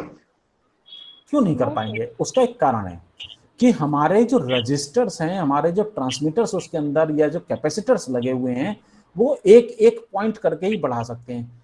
कई बार आपने ये महसूस किया होगा कि पंखा 3 पे चला रहे हैं तो गर्मी लग रही है, 4 पे लगा रहे हैं तो ठंड लग जाएगी। तो यार बीच का इसके बीच में होता तो बड़ा मजा आता। तो बिल्कुल सही बात है, आजकल इस तरीके के आपके पास रेगुलेटर्स आ रहे हैं जिसमें अगर आप बढ़ाना चाहें तो वो डिजिटली बढ़ाते हैं, यानी वो इलेक्ट्रिक सिग्नल्स को डिजिटली बदल देते हैं कोड्स में, और वो कोड के आधार पर इलेक्ट्रिक सिग्नल की स्ट्रेंथ घटती या बढ़ती रहती है। तो आप जब 3 से 4 पे जाएंगे तो आपके पास बहुत बड़ा वेरिएशन है, 3.1, 3.2, 3.3, 3.4, 3.5, 3.6, 7, 8, 9, और तब जाएगा आपका 3.4। यानी आपका जो डिजिटल सिस्टम है वो यही है। आजकल रेगुलेटर भी आ रहे हैं इस तरीके से, आप कर सकते हैं उसमें 3.5, 3.2, महंगे हैं लेकिन आ रहे हैं, आप पंखे में बदल सकते हैं। मैंने आपको एक नई चीज बताई है ना, कंपनी से मुझे कुछ नहीं मिल रहा, लेकिन मैं एक बात बता रहा हूँ, मैंने भी कुछ दिन पहले अभी देखा था कहीं पर। तो ये डिजिटल टाइप का लगाता है। एनालॉग में और डिजिटल में बेसिकली यही है। तो जैसा कि लिखा भी है, with an analogue hearing aid the device converts sound waves into electrical signals and these signals can be amplified. और डिजिटल में hearing aid converts the sound waves to their binary format or numerical codes 1 2 3 4 5। इनमें आपको बदल देता है और उस code को आप एम्पलीफाई करते हैं। तो यही बेसिकली फर्क है। होता क्या है कि जो कई बार स्थितियां आपके साथ में अलग होती हैं। आप एक शांत कमरे में बैठे हैं, आपके सुनने की नीड्स अलग हैं, लेकिन अगर आप एक बहुत ही शोर शराबे वाले वातावरण में किसी पार्टी में, शादी में डीजे बज रहा है और या सब्जी मंडी में चले गए, मार्केट में चले गए, वहां पर आपकी सुनने की नीड्स अलग होती हैं। वहां आपको चाहिए कि स्पीच ज्यादा आपके पास आए और जो बाहर का नॉइस है वो कट ऑफ हो जाए। आमतौर पे हियरिंग एड का काम यही होता है। वो बेसिकली काम करती है स्पीच टू नॉइस रेशियो के आधार पर, जहां पर मैंने जैसे पहले भी बताया था कि 500 रुपए तक में हियरिंग एड आती है, वो सब चीजों को ऊपर बढ़ा देगी। उसमें साउंड भी है, स्पीच भी है और नॉइस भी है, दोनों को ऊपर बढ़ा देगी। वो एम्पलीफाई, सिंपली एम्पलीफिकेशन है लाउड स्पीकर की तरीके से। और हमें क्या चाहिए? हमें चाहिए यार स्पीच को ऊपर बढ़ाओ, नॉइस को नीचे ले जाओ। काश हमारे पास ऐसा होता। बिल्कुल होगा, क्योंकि हियरिंग एड्स का काम ही यही है। हियरिंग एड्स क्या करती है? स्पीच लेवल को ऊपर बढ़ाती हैं, नॉइस लेवल को नीचे करती हैं। This is called speech to noise ratio. तो हमारा ये काम अभी तक एनालॉग टाइप का सर्किट करता था। वो पहले से फिक्स्ड प्रोग्राम करके हम रखते थे कि यार कितना साउंड बढ़ाना है, स्पीच को कितना बढ़ाना है और नॉइस को कितना कम रखना है। मान लीजिए ये वाला लेवल है, ये ऊपर रहेगा और यहाँ पर रहेगा हमारा ये, तो ठीक है भाई, थोड़ा बहुत ऊपर नीचे चला, हमने पहले से फिक्स कर दिया। वो होती थी एनालॉग टाइप की। डिजिटल में भी वही चीज है कि वहां पे अपने आप पहले से हमें फिक्स करना पड़ता है। यार इस लेवल पर हम फिक्स कर लेंगे, इस लेवल पर हमने नॉइस को नीचे कर लिया। उसमें एक छोटे छोटे बटन दिए होते हैं, वहां से हम नॉइस को कम कर लेते हैं और स्पीच साउंड को थोड़ा सा एम्पलीफाई करने पे लगा देते हैं। तो सर्किट बनाई इसी तरीके से, जब साउंड अंदर आएगा तो वो स्पीच को बढ़ा देगा, नॉइस को नीचे कट कर देगा, क्लिपिंग हो जाएगी वहां पर। लेकिन ये फैक्ट्री में हो सकता है। जिस समय सर्किट बना है उस सर्किट में वो फिक्स कर दिया गया है कि यार इतना साउंड कम कर सकता है, इतना नॉइस कम कर सकता है, इससे ज्यादा नहीं करेगा। लेकिन हमारी नीड्स तो अलग है। मैंने हियरिंग एड इसलिए थोड़ी खरीदा है कि फैक्ट्री वाले तय करें यार मैंने को कितनी नॉइस सुननी है। मैं तो ऑफिस में भी बैठ के काम करूंगा, मैं तो बाजार में जाके डीजे पे भी नाचूंगा, मेरे को म्यूजिक भी सुनना है, पॉप भी सुनना है और हिप हॉप भी सुनना है और गजल भी सुननी है। मैं क्या करूं? मेरे को तो तीनों जगह पे अलग चाहिए। कहीं पर झनकार मुझे पसंद है, कहीं पर मुझे बेस ज्यादा पसंद है, कहीं पर ट्रेवल ज्यादा पसंद है। तब मैं क्या करूं? और मैं तो सब्जी मंडी खरीदने जाता हूँ, एक सब्जी वाला भाव बता रहा है, मेरे को तो ये पता है कि ये आलू 20 रुपए किलो बता रहा है, पता चला पड़ोस वाले ने 10 बोल दिया गलती से और मुझे सुनाई नहीं दिया, तो मैं 10 की तो 20 में लेकर आऊंगा सामान। और अगर मुझे सुनाई दे गया कि पड़ोस वाले ने 10 भी बोला है, तो मैं क्या करूंगा? इसका छोड़ दूंगा, वहां चला जाऊंगा। तो काश मेरे पास ऐसी हियरिंग एड होती। बिल्कुल है, हमारे और आपके पास ऐसी ही हियरिंग एड है। जो डिजिटल हियरिंग एड हैं उनमें आजकल ये फंक्शन दिया जाता है कि आदमी अपने सुविधा के अनुसार अपने लेवल को चुन ले और एक बार नहीं कई बार उसको बदल भी सकता है। लेकिन ये हम और आप नहीं कर सकते। इसके लिए आपको एक ऑडियोलॉजिस्ट के पास जाना पड़ेगा। ऑडियोलॉजिस्ट आपकी नीड्स को एक बार एनालाइज करेगा, फिर उसके बाद में हियरिंग एड एनालाइजर नाम की उसके पास एक चीज होती है, वो उससे आपकी इसको प्रोग्राम करेगा और इसकी प्रोग्रामिंग बड़ी टिपिकल टाइप की होती है। वो वही कर सकते हैं, हम और आप नहीं कर सकते। तो वो नॉइस आप कैसे स्थान पर रहते हैं? साहब मैं तो बहुत शोर वाले स्थान पर रहता हूँ, ठीक है, वहां आपकी स्पीच को बढ़ा देगा, नॉइस को उतना कम कर देगा। साहब मैं तो ऐसी जगह रहता हूँ जहाँ दूर दूर तक कुत्ता तक नहीं भौंकता, वेरी गुड, वहां पर नॉइस कम करके क्या करोगे जब नॉइस है ही नहीं? तो वहां पर हम नॉइस लेवल को भी उसके बराबर का रख देते हैं। ऐसी हियरिंग एड्स को हम प्रोग्रामेबल हियरिंग एड्स कहते हैं। होती ये डिजिटल ही है, लेकिन हम इसको प्रोग्राम कर सकते हैं, कई बार कर सकते हैं, अपने स्तर पर कर सकते हैं, इसीलिए इनको प्रोग्रामेबल हियरिंग एड्स कहते हैं। थोड़ी सी चीजें हैं जिनके बारे में हमें समझना पड़ेगा। कुछ ऑप्शंस हैं जिनके बारे में उनको जान लेना चाहिए। थोड़ा सा 2-4 लाइनें हैं कि कुछ फीचर होते हैं जैसे टेलीकॉइल। टेलीकॉइल होता क्या है आप जानते हैं? टेलीफोन जो काम करता है वो करता है इलेक्ट्रोमैग्नेटिक फील्ड्स के आधार पर। आपका जो लूप इंडक्शन सिस्टम है वो उसी तरीके का होता है। पूरे कमरे में आपने तारों का एक जाल सा बिछा दिया है और उसमें आपने जब करंट देना शुरू किया तो आपने फिजिक्स में इंटर हाई स्कूल में पढ़ा होगा कि जब एक लूप में इलेक्ट्रिक करंट बहता है तो उस लूप के द्वारा कवर किए गया एरिया इंडक्टिव हो जाता है, यानी वो इंडक्शन लूप सिस्टम कहलाता है, क्योंकि उसमें एक इलेक्ट्रोमैग्नेटिक इफेक्ट आ जाता है। उस इलेक्ट्रोमैग्नेटिक इफेक्ट को आपकी जो हियरिंग एड है वो डिटेक्ट करती है, यानी कोई साउंड एनर्जी को हम उस लूप में भेज दें और इलेक्ट्रिक करंट साथ में है तो वो साउंड एनर्जी इलेक्ट्रिकल एनर्जी में बदल जाएगी, और चूंकि इलेक्ट्रिक के साथ में मैग्नेटिक इफेक्ट भी है इसलिए आपकी साउंड बदल जाएगी इलेक्ट्रोमैग्नेटिक साउंड में या एनर्जी में। और आपकी जब टेलीकॉइल पोजीशन ऑन होगी आपके हियरिंग एड में तब आप, और टेलीकॉइल पोजीशन को पहचानने का सबसे बढ़िया तरीका है कि आमतौर पर वहां पर टी लिखा हुआ होता है।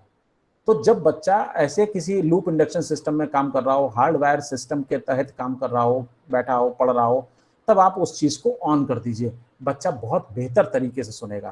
कहने का मतलब ये कि वैसे तो हम सुनते हैं माइक्रोफोन से आने वाली साउंड को, लेकिन तब हम ऐसी स्थिति में माइक्रोफोन से आने वाली साउंड को ना सुनते हुए हमारी इलेक्ट्रिकल फील्ड से आने वाली साउंड्स को भी सुन सकते हैं। इसीलिए इसको कहते हैं टेलीकॉइल सर्किट। नॉइस रिडक्शन, कोई भी हियरिंग एड वो अच्छी मानी जाती है जिसमें नॉइस रिडक्शन काफी अच्छे रेंज का दिया हुआ हो। हम थोड़ा नॉइस भी थोड़ा सा भी नॉइस को कम कर सकते हैं, ज्यादा भी स्तर पे कम कर सकते हैं। डायरेक्शनल माइक्रोफोन, डायरेक्शनल माइक्रोफोन्स जो होते हैं, माइक्रोफोन की बेसिकली 3 तरीके की हम कहते हैं। एक होता है non directional microphone. Non directional microphone में सीधी सीधी बात होती है, सामने रखिए, सामने से बोलिए तभी आवाज आएगी, जरा सा इधर से बोलने की कोशिश करेंगे आवाज नहीं आएगी।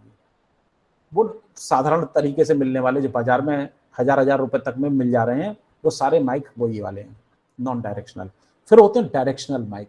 डायरेक्शनल माइक में एक सामने से बोल लीजिए तब भी सुनाई देगा, थोड़ा सा ऐसे रख लीजिए तब भी इधर से सुनाई देगा, दूसरे की तरफ मुंह कर दीजिए लेकिन वो आपकी आवाज को फिर भी पकड़ेगा। लेकिन ऐसे माइक्रोफोन्स में एक बड़ी दिक्कत ये होती है कि वो साउंड दाएं बाएं की तो पकड़ लेते हैं, पीछे से आने वाली साउंड्स को बड़ा मुश्किल से पकड़ पाते हैं। तब हम ऐसी स्थिति में एक और बात करते हैं, ओमनी डायरेक्शनल माइक्स। आजकल जो हियरिंग एड्स में लगते हैं वो ओमनी डायरेक्शनल माइक्स कहलाते हैं। चारों नहीं बल्कि 10 दिशाओं से आने वाली आवाज को वो पकड़ते हैं और उतने ही कैपेसिटीज के साथ पकड़ते हैं। फिर आता है बैटरीज। मुझे लग रहा है किसी और का भी क्लास है क्या इसके बाद?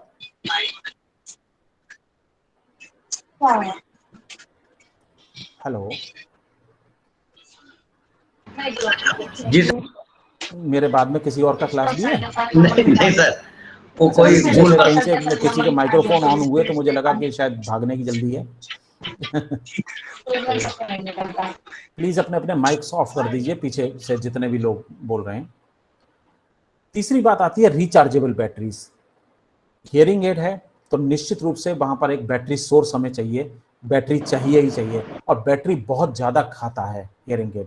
कोई भी बैटरी आज तक ऐसी नहीं बनी जो बहुत लंबी चलती हो, एक बार लगा ली 4, 6, 10 साल की छुट्टी या साल 6 महीने की छुट्टी, बिल्कुल नहीं हो सकती। ज्यादा से ज्यादा 5 दिन से लेके 10 दिन के बीच में आपको हियरिंग एड की बैटरीज बदलने की नौबत आ जाती है। बड़ा महंगा सौदा है, लेकिन यहाँ पर बार बार बैटरीज को फेंकना, बार बार रखना, ये थोड़ा सा दिक्कत है। तो रिचार्जेबल बैटरीज भी लोग इस्तेमाल कर रहे हैं। शुरुआत में जो रिचार्जेबल बैटरीज थी वो हियरिंग एड को खराब करती थी, लेकिन आज की तारीख में बैटरीज की दुनिया में इतना जबरदस्त काम हुआ है कि आज की तारीख में एयर सेल्स और पेपर सेल्स भी आ रहे हैं। तो ये टेक्नोलॉजी बड़ी अजीब तरीके के, आजकल तो नैनो सेल्स की भी जिम्मेदारी है। तो वो इस तरीके की टेक्नोलॉजी बदल जा रही है कि हम रिचार्जेबल बैटरीज को इस्तेमाल कर ले रहे हैं और वो काफी लंबे समय तक चलती है, लगभग 10 से लेके 15 दिन चल जाती है। और एक सेट आपने लगा लिया है, दूसरा सेट आपका रिचार्ज हो जाएगा, तो आप उसको इस्तेमाल कर लीजिए, तब तक इसको रिचार्जिंग पे लगा दीजिए। तो बैटरी एक बार में आपने खरीदी तो वो लगभग साल 2 साल 3 साल आपकी चल जाने वाली है। इस तरीके की चीजें जब हम इस्तेमाल करने लग जाते हैं तो हम थोड़ा सा अपनी कॉस्ट को कम कर लेते हैं। उसके अलावा तो रिमोट कंट्रोल्स वगैरह ये बहुत सारी चीजें हैं, इतना नहीं भी होना चाहिए, बाकी चलता है। लेकिन ये ऊपर के जो 3 चीजें हैं 4 कि टेलीकॉइल, नॉइस रिडक्शन डायरेक्शनल माइक्रोफोन और रिचार्जेबल बैटरीज, ये बड़े इंपॉर्टेंट है शब्दावली सुनने के लिए। सवाल एक है जो बड़ा लोग पूछते हैं अक्सर, साहब कौन सी हियरिंग एड सबसे बढ़िया होगी? आपने तो बहुत सारी बता दी, पॉकेट टाइप बता दी, आईटीसी बता दी, आईटी बता दी, बीटी बता दी, सीआईसी बता दी, आरआईसी बता दी, और भी जाने कौन सी आईसी बाकी रह गई होंगी वो जो बता नहीं पा रहे हैं, वो भी होंगी। तो हम बेस्ट कौन सी है हियरिंग एड? देखिए ये सवाल बड़ा अजीब है, आमतौर पर इसका सवाल का जवाब देना बड़ा मुश्किल हो जाता है। ऑडियोलॉजिस्ट भी आज तक एक राय नहीं हो सके हैं कि कौन सी बेस्ट है, क्योंकि बेस्ट नाम की कोई चीज दुनिया में नहीं होती। ये डिपेंड करती है आपकी नीड्स क्या है, आप आवश्यकताएं क्या है। आपको अपनी आवश्यकता के हिसाब से लगे तो यार खरीद लो, आपको जो अच्छा लगे। आप गाड़ी कौन सी खरीदते हो? जो दूसरा बताता है बेस्ट है, मैं आपको बताता हूँ कौन सी गाड़ी खरीदनी है, बेस्ट बताता हूँ। कार खरीदनी है, रोल्स रॉयस खरीद लीजिए, बेस्ट है। बेंटले खरीद लीजिए, बेस्ट है। 10 से 20 करोड़ वाली आ रही है, बहुत बढ़िया रोल्स रॉयस है, मजा आ जाएगा। 40 करोड़ की मिल रही है, वो ले लीजिए। क्यों भैया, क्यों ले लें तुम्हारे कहने से? मोटरसाइकिल खरीदनी है, हार्ले डेविडसन खरीद लो, 15-20 लाख की आएगी, मजा आएगा। क्यों खरीद लें भाई तुम्हारे कहने से? मेरी आवश्यकता क्या है? मुझे कार लेनी है, ऐसी कार लेनी है जिसमें मेरे बीवी बच्चे बैठ जाएं, मैं यहाँ से लेके ऑफिस तक चला जाऊँ, ज़्यादा से ज़्यादा शहर में घूम लूँ। छोटी सी कार है यार, 800 मिल जाए तो बहुत बढ़िया, वरना नैनो मिल जाए तो मुझे मजा आ जाए, मैं कहीं भी घुसा ले जाऊँगा। तो ये तो मेरी ज़रूरत है। तो बिल्कुल हियरिंग एड आपकी और अपनी ज़रूरत के आधार पर ही होती है। बच्चे की ज़रूरत क्या है, कितनी देर पहनना है, क्या हमेशा पहनना है, हियरिंग एड में एम्पलीफिकेशन कितना चाहिए, वो भी एक है। स्टाइल चाहिए कि नहीं, कॉस्मेटिक फिट चाहिए कि नहीं, कॉस्ट इफेक्टिवनेस चाहिए कि नहीं, बार संभाल सकता है कि नहीं, नहीं संभाल सकता है पॉकेटेड ले दीजिए, संभाल सकता है बीटी ले दीजिए, बहुत बढ़िया लड़का हर चीज को बढ़िया करके सामान को रख सकता है, आईटीसी ले दीजिए।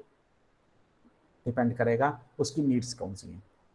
लेकिन फिर भी कुछ चीजें हैं जिनके आधार पर ऑडियोलॉजिस्ट ने, बल्कि आशा ने, आपने सुना होगा American speech and language hearing association करके है, American speech language and hearing association, ASHA, इसने एक रिकमेंडेशन दी है और बड़ा मानी जाती है उस रिकमेंडेशन को। उन्होंने कहा कि आप चाहे कोई भी हियरिंग एड ले लीजिए, लेकिन जो बेस्ट फिट और बेस्ट कंफर्ट हियरिंग एड्स होती हैं, they are BTE, behind the ear. Safe है, रिप्लेस करना आसान है, कॉस्ट इफेक्टिव है, आसानी से हैंडल हो जाती हैं, देखभाल भी ठीक ठाक ही है, बहुत ज़्यादा महंगी भी नहीं है। तो इस तरीके से देखें, अच्छा इफेक्टिवनेस भी, एम्पलीफिकेशन भी काफ़ी अच्छा है, माइल्ड से लेके प्रोफाउंड तक की रेंज उनमें आती है, इसीलिए वो ज़्यादा अच्छी है। इसके बाद कुछ चीज़ें हैं जिनके बारे में हम ये कह देते हैं कि एक पिक्चर आप देख रहे होंगे, इसमें बहुत सारी चीज़ें दी हियरिंग एड से संबंधित है। ये जरूर एक टूल किट के तौर पर आपके पास होना चाहिए, टीचर के पास होना चाहिए, नहीं है तो एक बना लीजिए, अपने क्लास में रखवा दीजिए, नहीं तो स्कूल से कहिए कि वो इसको बनाएगा और आप ही उसको करेंगे।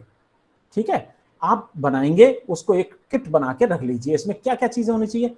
हैंड एयर पंप, कुछ नहीं है यार, वो जो पहले रबर वाला एक नहीं आता था, ऐसे करके बजाते थे भोंपू जैसा, ऑटो वगैरह में लगा रहता है पौ पौ करने वाला, बिल्कुल उसी तरीके से ये छोटा सा एक आता है। आज के तारीख में कंप्यूटर्स वगैरह को साफ करने वाली दुकानों पे मिल जाएगा, कंप्यूटर की दुकान पे मिल जाएगा। एयर ब्लोअर कहते हैं इसे, लेकिन हैंड एयर पंप या हैंड एयर ब्लोअर वो छोटा सा, इतना बड़ा मिल जाता है, 25-50 रुपए का। बैटरी टेस्टर जैसा इसमें दिया गया है, ये तो थोड़ा सा महंगा पड़ेगा, लेकिन बैटरी टेस्टर 300 रुपए से लेके 3-3 हजार रुपए तक के आते हैं, वो एक अलग बात है। लेकिन आप कर सकते हैं, आजकल मल्टी टेस्टर है, जो बटन सेल है वहां से लेके पेंसिल सेल, और वो जो बड़े वाले आते थे, बड़े मोटे मोटे सेल, वहां तक का भी सेल को नापने वाले वो आते हैं, चाइनीज टाइप के मिल जाएंगे, 300-350-400 रुपए तक में, बहुत बेहतरीन।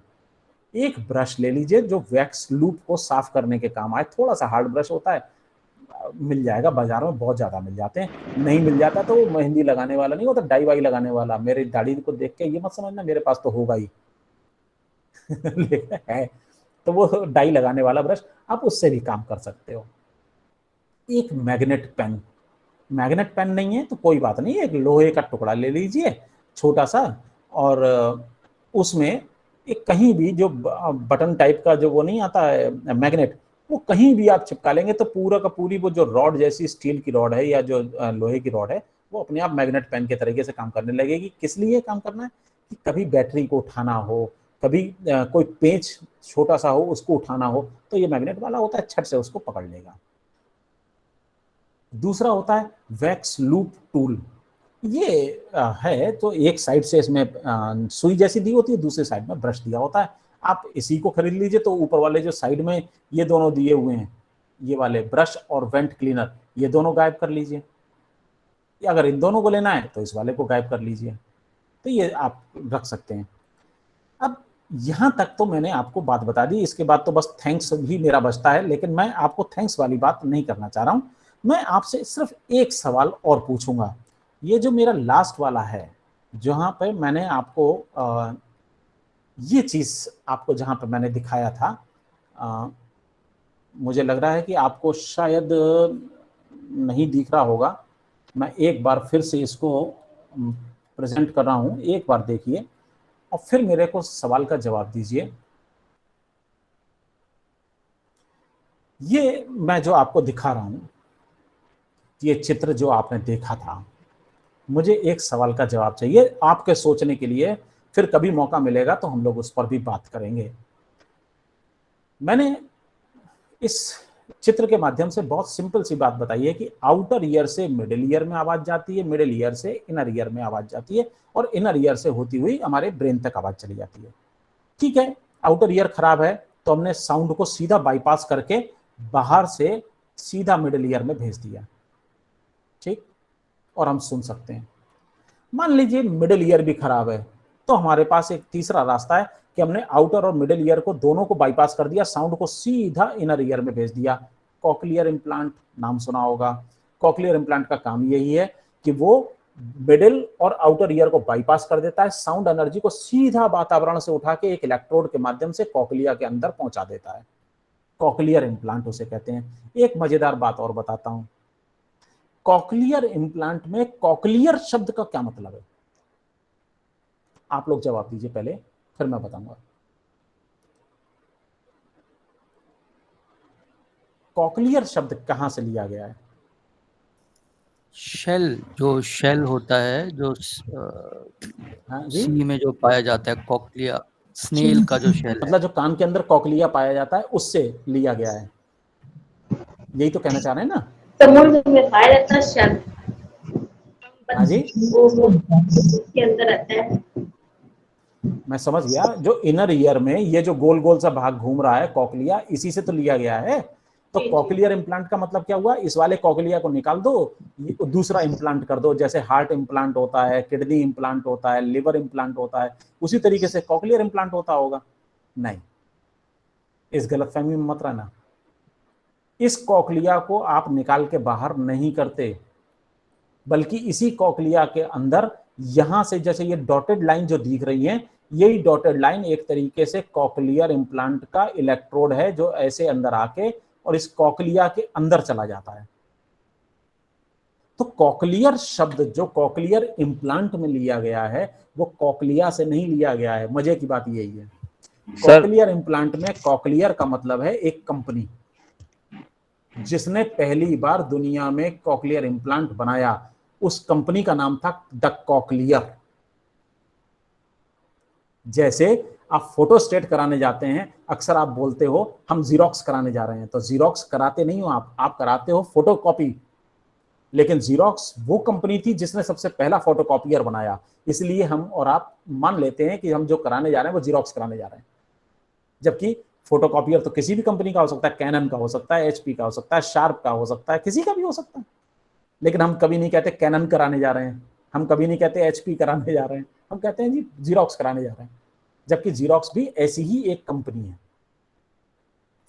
प्रोसेस क्या है? फोटोकॉपी। हमारा यहां पर मतलब क्या है? इम्प्लांट।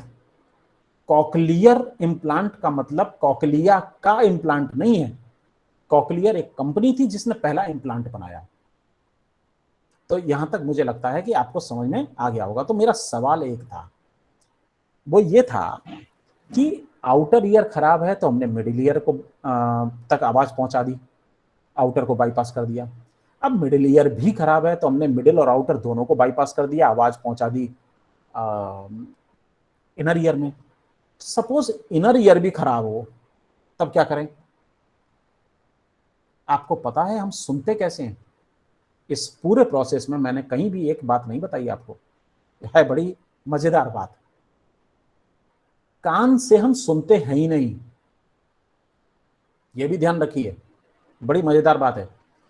कान से हम बिल्कुल नहीं सुनते हैं। कोई अगर ये कहता है कान हमारे सुनने का अंग है, गलत। कान सुनने का अंग नहीं है। सुनते हैं आप दिमाग में, ऑडिटरी कॉर्टेक्स में। अगर आपकी आवाज नहीं जा रही है आप बिल्कुल नहीं सुन सकते। ऑडिटरी कॉर्टेक्स ही वो मात्र चीज है जो साउंड एनर्जी में कन्वर्ट करता है आपके बाकी सारे प्रोसेस से आने वाली चीजों को। तो ये जो कान जो काम कर रहा है, ये तो आपका हियरिंग एड भी काम कर रहा है। तो सबसे बढ़िया ये है कि ईश्वर अगर चाहे तो उसको एक हम ऑप्शन दे सकते हैं कि आने वाले समय में, भविष्य में ऐसे बच्चे पैदा करें जिनके कान ना हो, सीधे हियरिंग एड लगा हुआ हो। इसका मतलब तो यही हुआ ना। ध्यान रखिए, कान एक पैसेज है जहां से आवाजें बाहर के वातावरण से मनुष्य की खोपड़ी में अंदर की तरफ को चलने के लिए जाती हैं और दिमाग तक पहुंचती हैं। तो दिमाग तक आवाजों को पहुंचाने का ये मात्र एक पैसेज है। अब ये पैसेज खराब है, दिमाग तो खराब नहीं है, दिमाग तो सही है। तो हम ऐसा भी तो कर सकते हैं कि आवाजों को डायरेक्ट बाईपास करके, कान को पूरी तरीके से बाईपास करके कोई ऐसा ऑपरेशन कर दें कि आवाज सीधे और सीधे हमारे ऑडिटरी कॉर्टेक्स में पहुंचे। जब सारा काम होना यहीं से है तो हम मशीन से ही सब काम करें। इलेक्ट्रिक एनर्जी में कन्वर्ट करना, इलेक्ट्रिक को फिर नर्व इंपल्स में करना और इंपल्सेस को फिर दिमाग में पहुंचा देना। ऐसी हियरिंग एड हम बना लें और सीधा दिमाग में आवाज को पहुंचा दें, मजा आ जाएगा, हम सुनने लगेंगे। दूर की कौड़ी है बड़ा मजेदार, सुनने में बड़ा अच्छा लगता है। लेकिन क्या ये संभव है? तो लास्ट बात बताता हूं, हाँ ये संभव है। हाँ, दुनिया में इस पर काम हो रहा है और आपको मालूम होना चाहिए कि अब तक कम से कम 10 लोगों में इस तरीके का इम्प्लांट हो चुका है। अलबत्ता मुश्किल ये है कि ये बड़ा महंगा प्रोसेस है, हर जगह नहीं होता। इसमें कम से कम 40 से 50 लाख रुपए खर्चा हो सकता है और सफलता की गारंटी कुछ भी नहीं। अगर वहां पर इम्प्लांट करते समय कुछ जरा सी दिक्कत हो गई फिर कुछ नहीं हो पाएगा। ऑडिटरी कॉर्टेक्स खत्म तो हमें यह भी नहीं पता कि उससे जुड़ी हुई और कितनी चीजें खत्म हो जाएंगी। हो सकता है हमें देखने में दिक्कत होने लगे, हो सकता है हम पैरालाइज्ड हो जाएं। तो ये बड़ा खतरनाक चीज है। फिलहाल अभी ये रिसर्च स्टेज पर है, लेकिन हाँ एक ना एक दिन ये भी होगा कि हमारे खोपड़ी में एक USB पोर्ट जैसा लगा दिया जाएगा, सीधा वहां पे लीड लगाओ, जैसे फोन रिचार्ज हो रहा है वैसे ही वो भी आपका काम सुनने में ले आएंगे। तो मुझे लगता है कि मैंने आपको काफ़ी समय ले लिया और काफ़ी देर तक आप लोगों ने मुझे झेल लिया। अब इसके बाद शायद आप लोगों में झेलने की ताकत ना बची हो। Thank you very much. कोई सवाल पूछना हो तो पूछ सकते हैं। आपने सर बहुत ही अच्छी आवाज आ रही है सर हमको हेलो पहली बार नई जानकारी आपने हमको प्रदान की सर, बहुत बहुत धन्यवाद सर आपको। Thank you. हाँ सर, मेरी आवाज आ रही है सर? हाँ आवाज आ रही है। हाँ सर, मैं ये पूछना चाह रहा था कि ये कॉकलिया में सर्जरी के थ्रू होता है ना ये कॉकलियर इम्प्लांट? जी जी जी। तो सर्जरी के थ्रू जो सर बहुत कॉम्प्लिकेशन होता है इसमें, तो ओल्ड एज में तो ये पॉसिबिलिटी है नहीं है? नहीं, ओल्ड एज के लिए ये है भी नहीं। Only 5 years. कॉकलियर इम्प्लांट्स जो होते हैं वो हमेशा छोटे एज में ही किए जाते हैं। आजकल थोड़ा सा कोशिश जरूर हो रही है कि 18 साल तक के बच्चों में भी किया जा सके, लेकिन क्योंकि ऐसा होता है कि दिमाग में और कान के चीज़ों में एक प्लास्टिसिटी आनी शुरू हो जाती है जी, और प्लास्टिसिटी के बाद में किसी भी चीज को चेंजेस में लाना बड़ा मुश्किल काम हो जाता है। और 18 साल का बच्चा जो होता है वो चेंजेस को जल्दी बर्दाश्त नहीं करता, एक्सेप्ट नहीं करता। कॉकलियर इम्प्लांट कोई ऐसी चीज नहीं है जिसे एक बार इम्प्लांट कर दिया और तुरंत जादू हो जाएगा, बिल्कुल नहीं होगा। आपको अगर विजुअल इम्पेयरमेंट में कभी किसी ने कोई सेशन लिया होगा तो शायद कभी ये बताया हो कि आंखों का ऑपरेशन जिस बच्चे ने कभी जिंदगी में कुछ नहीं देखा है, उसका आंखों जी का ऑपरेशन हो गया और उसकी आईसाइट आ गई, पट्टी खोलने के बाद वो चलने नहीं लगेगा जैसा फिल्मों में चलता है। जी अगर पट्टी खोलने के बाद उसको पैरों पर खड़ा कर दिया जाए तो भड़ाम से गिर जाएगा, जी सीढ़ियां नहीं कर सकता, दरवाजे के पास तक नहीं जा सकता, वो पर चलेगा तब भी वैसे ही आंख बंद करेगा, फिर टटोलता वो चला जाएगा। क्यों? क्योंकि उसने कभी इन 3D इमेजेस नहीं देखी हैं, उसके जी दिमाग को बहुत टाइम लगेगा 3D इमेजेस को समझने में और उस वातावरण के साथ में एकाकार होने में। बिल्कुल उसी तरीके से हियरिंग एड में जब आपने कॉकलियर इम्प्लांट कर दिया तो इम्प्लांट हो जाने के बाद उसको सुनने में बड़ा लंबा वक्त लगेगा। इसके लिए बाकायदा उसको सेशंस लेने पड़ते हैं और 1 साल लगभग उसकी ट्रेनिंग चलती है। जी जी जैसे आप ऑडिटरी ट्रेनिंग देते थे वैसे ही उसमें भी आपको इम्प्लांट में देना पड़ेगा। तो सर अभी तक तो ये बताया जा रहा है कि बिलो 5 इयर्स ही बच्चे को ये कॉकलियर इम्प्लांट हो रहा है, क्या उससे अबव? 12 साल के बच्चे भी लगवा रहे हैं, कोई ऐसी बात जी। नहीं है। देखिए हमेशा टेक्नोलॉजी जो होती है एक्सक्यूज वो मी अपनी सर, जगह, आवाज सुनाई दे रही है? ठीक है, तो वो आजकल चल रहा है। हाँ, कोई और जी, सर पूछना आपने चाहते अलग अलग हैं? तरह के हेयरिंग एड बताए हैं, क्या उनके स्टैंडर्ड प्राइस आप बता सकते हैं कुछ? नहीं बेटा, मैं इसके विषय में जरूर नहीं बता पाऊंगा क्योंकि एक तो मैं हेयरिंग एड बेचता नहीं हूँ, दूसरी चीज मैं उसको सेल्समैन भी नहीं हूँ, तीसरी चीज मेरे को कहीं से कमीशन भी नहीं मिलता। तो मैं किसी कंपनी के बारे में बता दूं, अब बता तो मैं सकता हूँ, अगर कंपनी अभी सुन रही हूँ तो मेरे को कमीशन देने को तैयार हो जाए, लेकिन कोई मैं बता स्टैंडर्ड दूं। ऐसे के लेकिन मैं एक स्टैंडर्ड बता देता हूँ, एक स्टैंडर्ड रेंज में आपको बता देता हूँ। जो पॉकेट टाइप हियरिंग एड्स हैं वो लगभग 1000 रुपए से, मैं मार्केट प्राइस में बोल रहा हूँ और वो भी तब बता रहा हूँ जब कोई व्यक्ति डीलर्स प्राइस में खरीद रहा हो। ऐसा नहीं है, मैं इसलिए बताना नहीं चाह रहा था, हालांकि मैंने भी एक ज़माने में, बहुत साल हो गए इस बात को भी, कभी एक डीलरशिप ली थी हियरिंग एड्स की, इसीलिए बता रहा हूँ। वो चली तो 2 दिन भी नहीं, मेरे को 2 दिन के बाद में ये समझ में आ गया कि बेकार है ये सब काम करना। तो खैर 1000 रुपए से लेके हियरिंग एड, पॉकेट टाइप की हियरिंग एड शुरुआत होती है और 3,500-4 हजार रुपए तक उसकी प्राइस मैक्सिमम जाती है।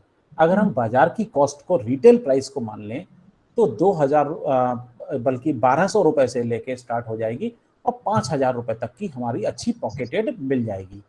बीटीई अगर हम स्टार्ट करते हैं तो 3000 रुपए से बीटीई स्टार्ट हो जाती है और 20, 25, 30 हजार तक भी चली जाती है। वो डिपेंड करता है कि डिजिटल है कि नहीं है, उसके ऊपर वो 50-50 हजार तक भी जाती हैं।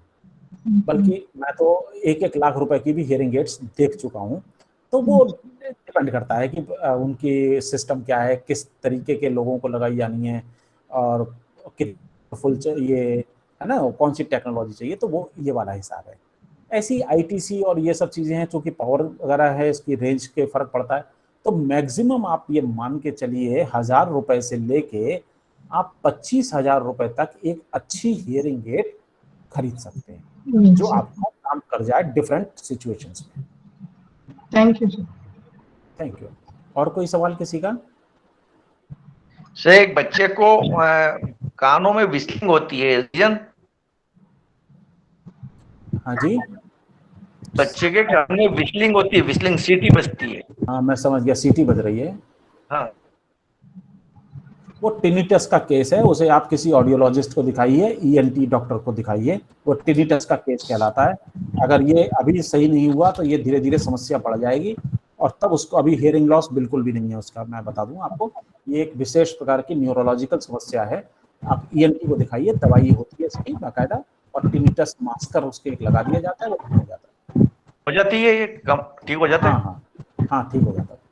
जी सर, डॉक्टर थैंक को यू। दिखाइए। जी सर, जैसे दोनों कान बंद हो किसी व्यक्ति के, बच्चे के, तो सर उसको हेयरिंग एड नहीं लगाया जा सकता? दोनों कान बंद हो? बंदो मतलब? दोनों कान बंद हो, उसमें मिडिल ईयर खराब हो या बाहरी, जिसे आप बता रहे थे अभी सर। दोनों कान सुनाई नहीं देते हैं या बंद दोनों है कान सर, में जो पिन्ना बंद है सर। बाहर वाला जो आप पकड़ के जी अमेटते हैं वो नहीं है? जी हाँ, पिन्ना नहीं है दोनों वो कान नहीं है में। बच्चे में। जी सर, वो नहीं है। देखो जी सर। हियरिंग एड नहीं लगाई जाती ऐसे में, क्योंकि हियरिंग एड सपोर्ट कैसे करेगी, किस चीज में अटकेगी? जी उसको सर। सर्जरी की जरूरत होती है और ऐसे को हम 2 तरीके की चीजों में कहते हैं, एक माइक्रोशिया या जी। मैक्रोशिया, दो स्थितियां सर। होती हैं, या जी, एट्रेसिया। ठीक जी। है, माइक्रोशिया या एट्रेसिया, ये दो जी। तरीके की चीजें होती हैं जिसको हम कहते हैं। माइक्रोशिया में ऐसा है जो हिस्सा आप ये कान का होता है ना, जैसे हम जी सर। मास्टरों का सबसे प्रिय भाग यही है पकड़ जी, के जी। मेटने के लिए, जी है सर। ना। तो ये चीज ऐसा होता है कि बिल्कुल ऐसे थोड़े मुड़ी होके ऐसे जी। बिल्कुल जरा सा ऐसा रह जाता है, छोटा सा, या जी। बिल्कुल नहीं होता, ये वाली स्थिति जी। होती है। जी, जी छोटा सर। रह जाता है वो माइक्रोशिया कहलाता है, जिसमें बिल्कुल नहीं होता, सिर्फ एक छेद जैसा दिखाई देता है, या कभी कभी वो भी नहीं होता, तो एट्रेसिया कहलाता है। ऐसी स्थिति में ऑपरेशन होता है, वहां पर एक कॉस्मेटिक सर्जरी से दूसरा पिन्ना बना दिया जाता है। जी सर। प्लास्टिक सर्जरी वहां पर दूसरा पिन्ना बना दिया जाता है। उसके बाद में हियरिंग एड वगैरह कोई ना कोई लगाई जा सकती है। जी सर। ठीक है, तो उसके लिए ईएनटी डॉक्टर से मिलना पड़ेगा। जी सर। Hello sir. बताएं। सर मेरे दो सवाल हैं। हाँ पहला ये कि सर मेरा एक स्टूडेंट है जिसका हमने इलाज करवाया था डॉक्टर के यहाँ, उसको सुनाई कम देता था। जी। तो जब वो इलाज करवाया तो डॉक्टर ने बताया कि इसके दोनों कान के पर्दे में छेद है। ठीक है। तो फिर ये हुआ कि सर क्या इस पे ईयर मशीन लग सकती है, तो बोले कि नहीं, कम से कम 2 साल इसको दवा खानी पड़ेगी। तो अभी तक तो सर मशीन नहीं लगी, लगातार वो दवा खा रहा है। दूसरा कितने सवाल साल का सर ये, बच्चा है? वो है तकरीबन सर 22-23 साल का है। खत्म हो गया, वो छोड़ दीजिए, बेकार है वो। अच्छा, तो उस पे सर मशीन नहीं लग सकती? अब कुछ नहीं होगा, यही बात है ना। इस चीज के विषय में डॉक्टरों को भी कोई जानकारी नहीं है। मजे की बात आपको बता रहा हूँ, डॉक्टरों को भी इस विषय में कोई जानकारी नहीं है, या वो तभी बरगलाते सर वो हैं। 1.5 साल से दवा खा रहा है लगभग। वो जिंदगी भर भी खाता रहेगा, अब नहीं भरेगा वो छेद। ऐसा होता है, कान का छेद अगर है, कान में पर्दे में छेद हो गया है, उसके दो तरीके हो सकते हैं। एक तो मेडिकेशन यानी दवाई खाओ और वो भर जाएगा, और अगर भरना होता तो 1 से लेकर 1.5 साल के अंदर अंदर वो भर गया होता। दूसरा तरीका होता है सर्जरी, कान के पर्दे को नया रिस्ट्रक्चर कर दिया जाता है, टिम्पैनोग्राफी कहलाती है। उसके लिए एक ऑपरेशन होता है छोटा सा, और कहीं से भी शरीर से एक छोटी सी हल्की सी खाल को, जैसे वो आलू छीलने वाला नहीं होता चाकू, बिल्कुल उसी तरीके के चाकू से आप कहीं से भी एक खाल का जरा सा टुकड़ा निकालते हैं, 1-2 मिलीमीटर का, और उसको वहां पर वो डॉक्टर लगा देता है। समझ गए? या आज के जमाने में तो खैर वो भी नहीं करते छीलने वाली बात, वो तो आजकल कॉस्मेटिकली मिल जाता है बाजार में, वो सर्जिकल की दुकानों पे, मतलब आपको नहीं मिलेगा, डॉक्टरों को मिलता है। वो ऐसे कान का पर्दा बनाया जाता है बाकायदा लैब्स में, उसको वो लोग लगा देते हैं, और फिर नॉर्मल वो सुनने लगता है, उसको हियरिंग एड की जरूरत भी ना पड़ती। अभी भी हो सकता है ऑपरेशन, अभी भी हो सकता है। जी सर। दूसरा लेकिन सवाल होगा ये सिर्फ था सर, ऑपरेशन। जी सर, दूसरा सवाल ये था कि कोई बच्चा वो मशीन लगाता है दिन भर, तो क्या उसको लगा करके यदि सो जाए तो उससे कोई समस्या होती है क्या उसके कानों में, या मशीन को लेकर के? देखिए, इसके विषय में 2 बातें हैं। पहले लोग ये कहते थे कि साहब लगा के सोना नहीं चाहिए, क्योंकि लगाने के बाद सोने के बाद में क्या फायदा है, वो निकाल के रख दो, अपना सेफ रहेगा। लेकिन जो अमेरिकन एसोसिएशन है वो एक बहुत बढ़िया, और दुनिया में अभी जो नई रिसर्चेज होती हैं, देखिए रिसर्चेज इसी काम के लिए होती हैं, जो पहले कभी नहीं हुआ वो अब हो रहा है ना। रिसर्चेज ये कहती हैं कि सोते समय आपका दिमाग कभी नहीं सोता। जिस दिन व्यक्ति पैदा होता है उस दिन से लेकर उसका दिमाग जागता रहता है हमेशा, जब तक कि व्यक्ति मरता नहीं। आप नाटक कितना भी कर लो सोने का, आप सो जाओ, कितनी भी कुंभकर्ण की नींद सो जाओ, आप सोते हो, लेकिन दिमाग नहीं सोता। सुनना उसका जारी रहता है, बाहर की चीज़ों को समझना, आपके सेंसेस हमेशा जागते रहते हैं। आंखें बंद जरूर हो जाती हैं, सिर्फ दिखाई नहीं देता, बाकी त्वचा आपकी काम करती रहती है। कितना भी आप नींद में हो, आपको कोई हाथ लगा देगा, आप तुरंत जग जाओगे। Thank you sir, thank you, इतना बढ़िया से समझाने के लिए। इसलिए सोते समय भी हियरिंग एड लगी रहनी चाहिए, क्योंकि दिमाग सुनता रहता है। जी सर, आपने जो लेक्चर दिया है, क्या सर इसका ऑडियो मिल सकता है? क्योंकि इतना अच्छा लेक्चर हमको आज सुनने को मिला कि अब ऑडियो हम क्या, अगर आपको चाहिए था तो इसको रिकॉर्ड कर लेते आप पूरा। मैंने रिकॉर्ड तो नहीं किया है, हाँ, बस पावर पॉइंट एक ऐसा है, रिकॉर्डेड है सर, रिकॉर्डेड है, रिकॉर्डेड है, मैं उपलब्ध रिकॉर्डेड है आपके पास। सर थैंक यू एक सर, बात पूछनी आप थी सर। अगर ये दे सकते हैं तो बहुत अच्छी बात है। हाँ, इतना मैं कर सकता हूँ, हालांकि जब रिकॉर्डेड है तो उसमें पूरी की पूरी मेरे प्रेजेंटेशन आ ही गया होगा, लेकिन अगर चाहेंगे तो मैं उनको दे दूंगा भाई, हेलो, है ना। हेलो सर, मैं मनीष, नागरिक को मुजफ्फरपुर मैं बिहार से। भेज दूंगा इसके प्रेजेंटेशन।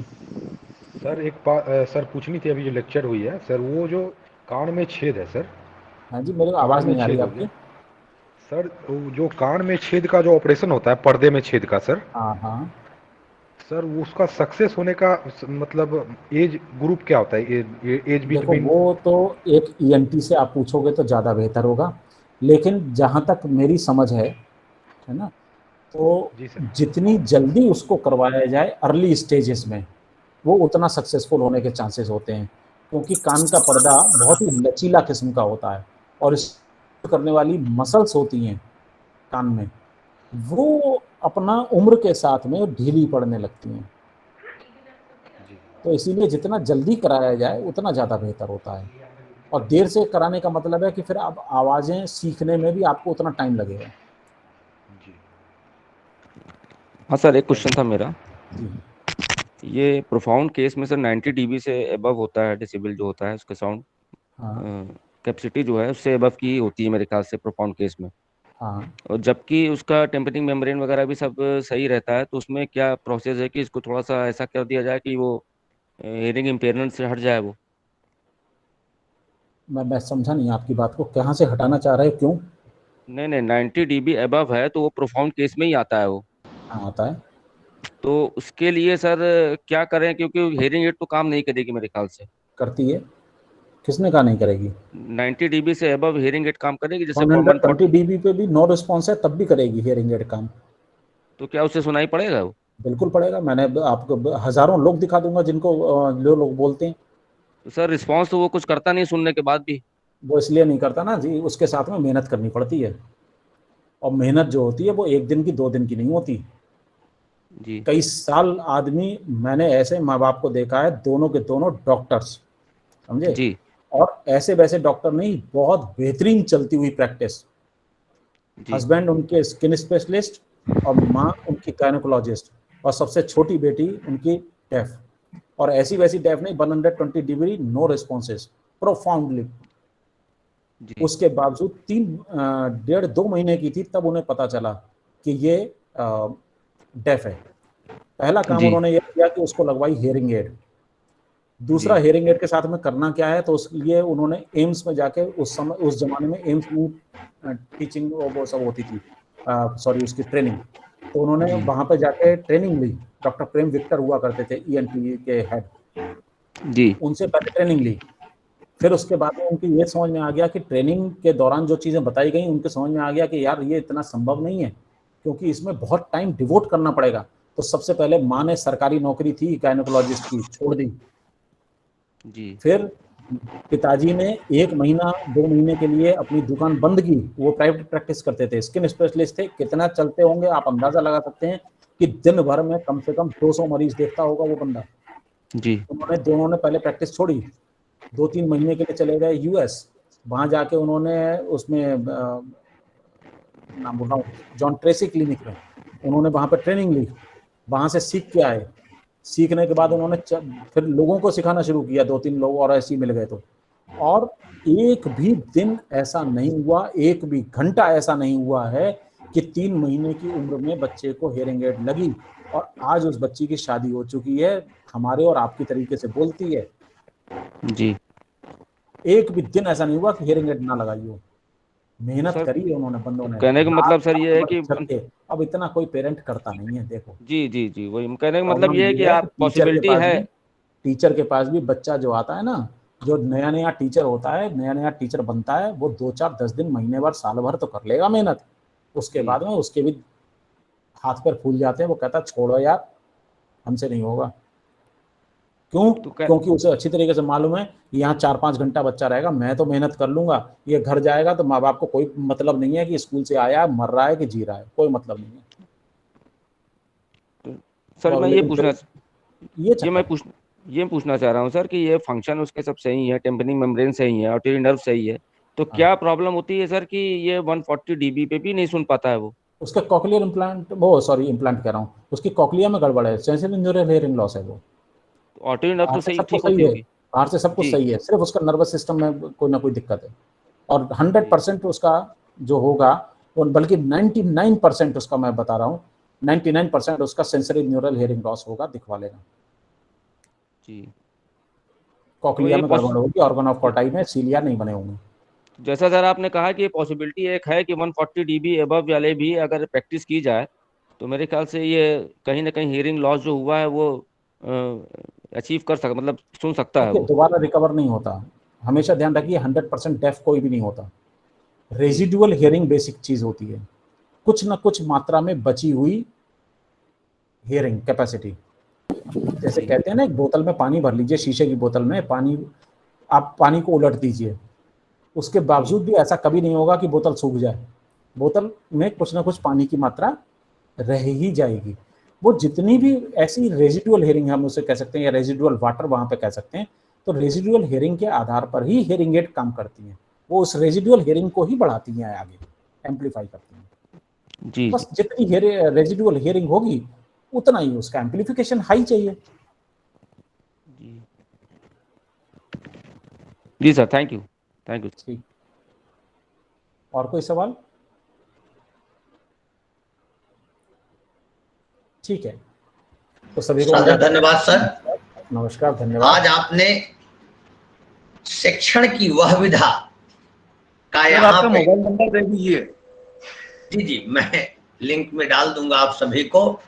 ऐसा कोई प्रतिभागी नहीं होगा सर इस सीआरई प्रोग्राम में जो आज एक शिक्षण की अलग ही सॉफ्टनेस के साथ कैसे सहज शब्दों का चयन और शिक्षण में संवाद को कैसे एक दूसरे के हृदय भाव तक रख के मगनता को भी, आनंद को भी उसी बोध में लेकर के प्रश्न भी रखना, उत्तर भी रखना और सभी का समावेशन भी करना, गजब की टीचिंग और गजब का आपका यहाँ पे उपस्थिति, जो एक गजब श्रेष्ठवत भाव सर आपने रखे हैं यार। और आपका एक एक जो बौद्धिक भाव इस पटल पे रखा जा रहा है, मेरा सभी सपोर्ट करेंगे, मेरे सभी प्रतिभागी सभी को अक्षरशः आज अविस्मरणीय हुआ होगा। इतना सुंदर ढंग से आपने समझाया है, निश्चित ही वो कभी जीवन में भूलने वाला नहीं। सादर प्रणाम सर। थैंक यू, धन्यवाद। श्रेष्ठवत शिक्षक है और उच्च शिक्षा में आपके जो भाव हम लोग सुने हैं, जानते हैं, आज उससे कहीं अधिक श्रेष्ठवत का प्रदर्शन। बहुत बहुत धन्यवाद सर। एक्सक्यूज मी सर, आपसे कुछ पूछना चाहती हूँ सर। कोई ऑफिशियल वेबसाइट है जहाँ पे, या फिर लाइक डिजिटल प्लेटफॉर्म पे आप लेक्चर्स लेते हैं? Because I am very interested to follow you. मैं लेता हूँ, आप देख सकते हैं यूट्यूब वगैरह पे।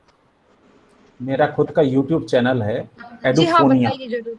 सॉरी, एडुफोनिया, मैं इस पे लिख देता हूँ आपके चैट बॉक्स में।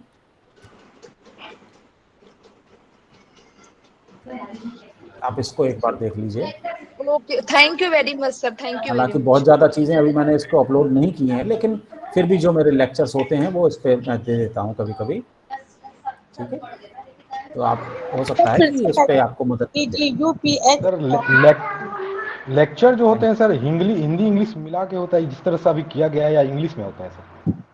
नहीं, बिल्कुल ऐसे ही होते हैं। देखो, मेरे को दूसरी भाषा नहीं आती। मैंने अभी थोड़ी देर पहले आपसे कहा था, दुनिया की बहुत सारी भाषाएं मुझे आती हैं। आप किसी भी भाषा मुझे कह दीजिए तो मैं आपको एक सवाल का जवाब दे सकता हूँ। आप किसी भी भाषा में मुझसे सवाल पूछ लीजिए कि मैं बोल के आपको दिखा दूँ, तो मैं आपसे एक ही सवाल कहूँगा, कुछ नहीं आता। सर फोन नंबर मिल सकता है आपका? Thank you sir. Phone number तो आपके इस पे चमक ही रहा होगा। नहीं, चलिए मैं शेयर कर देता हूँ।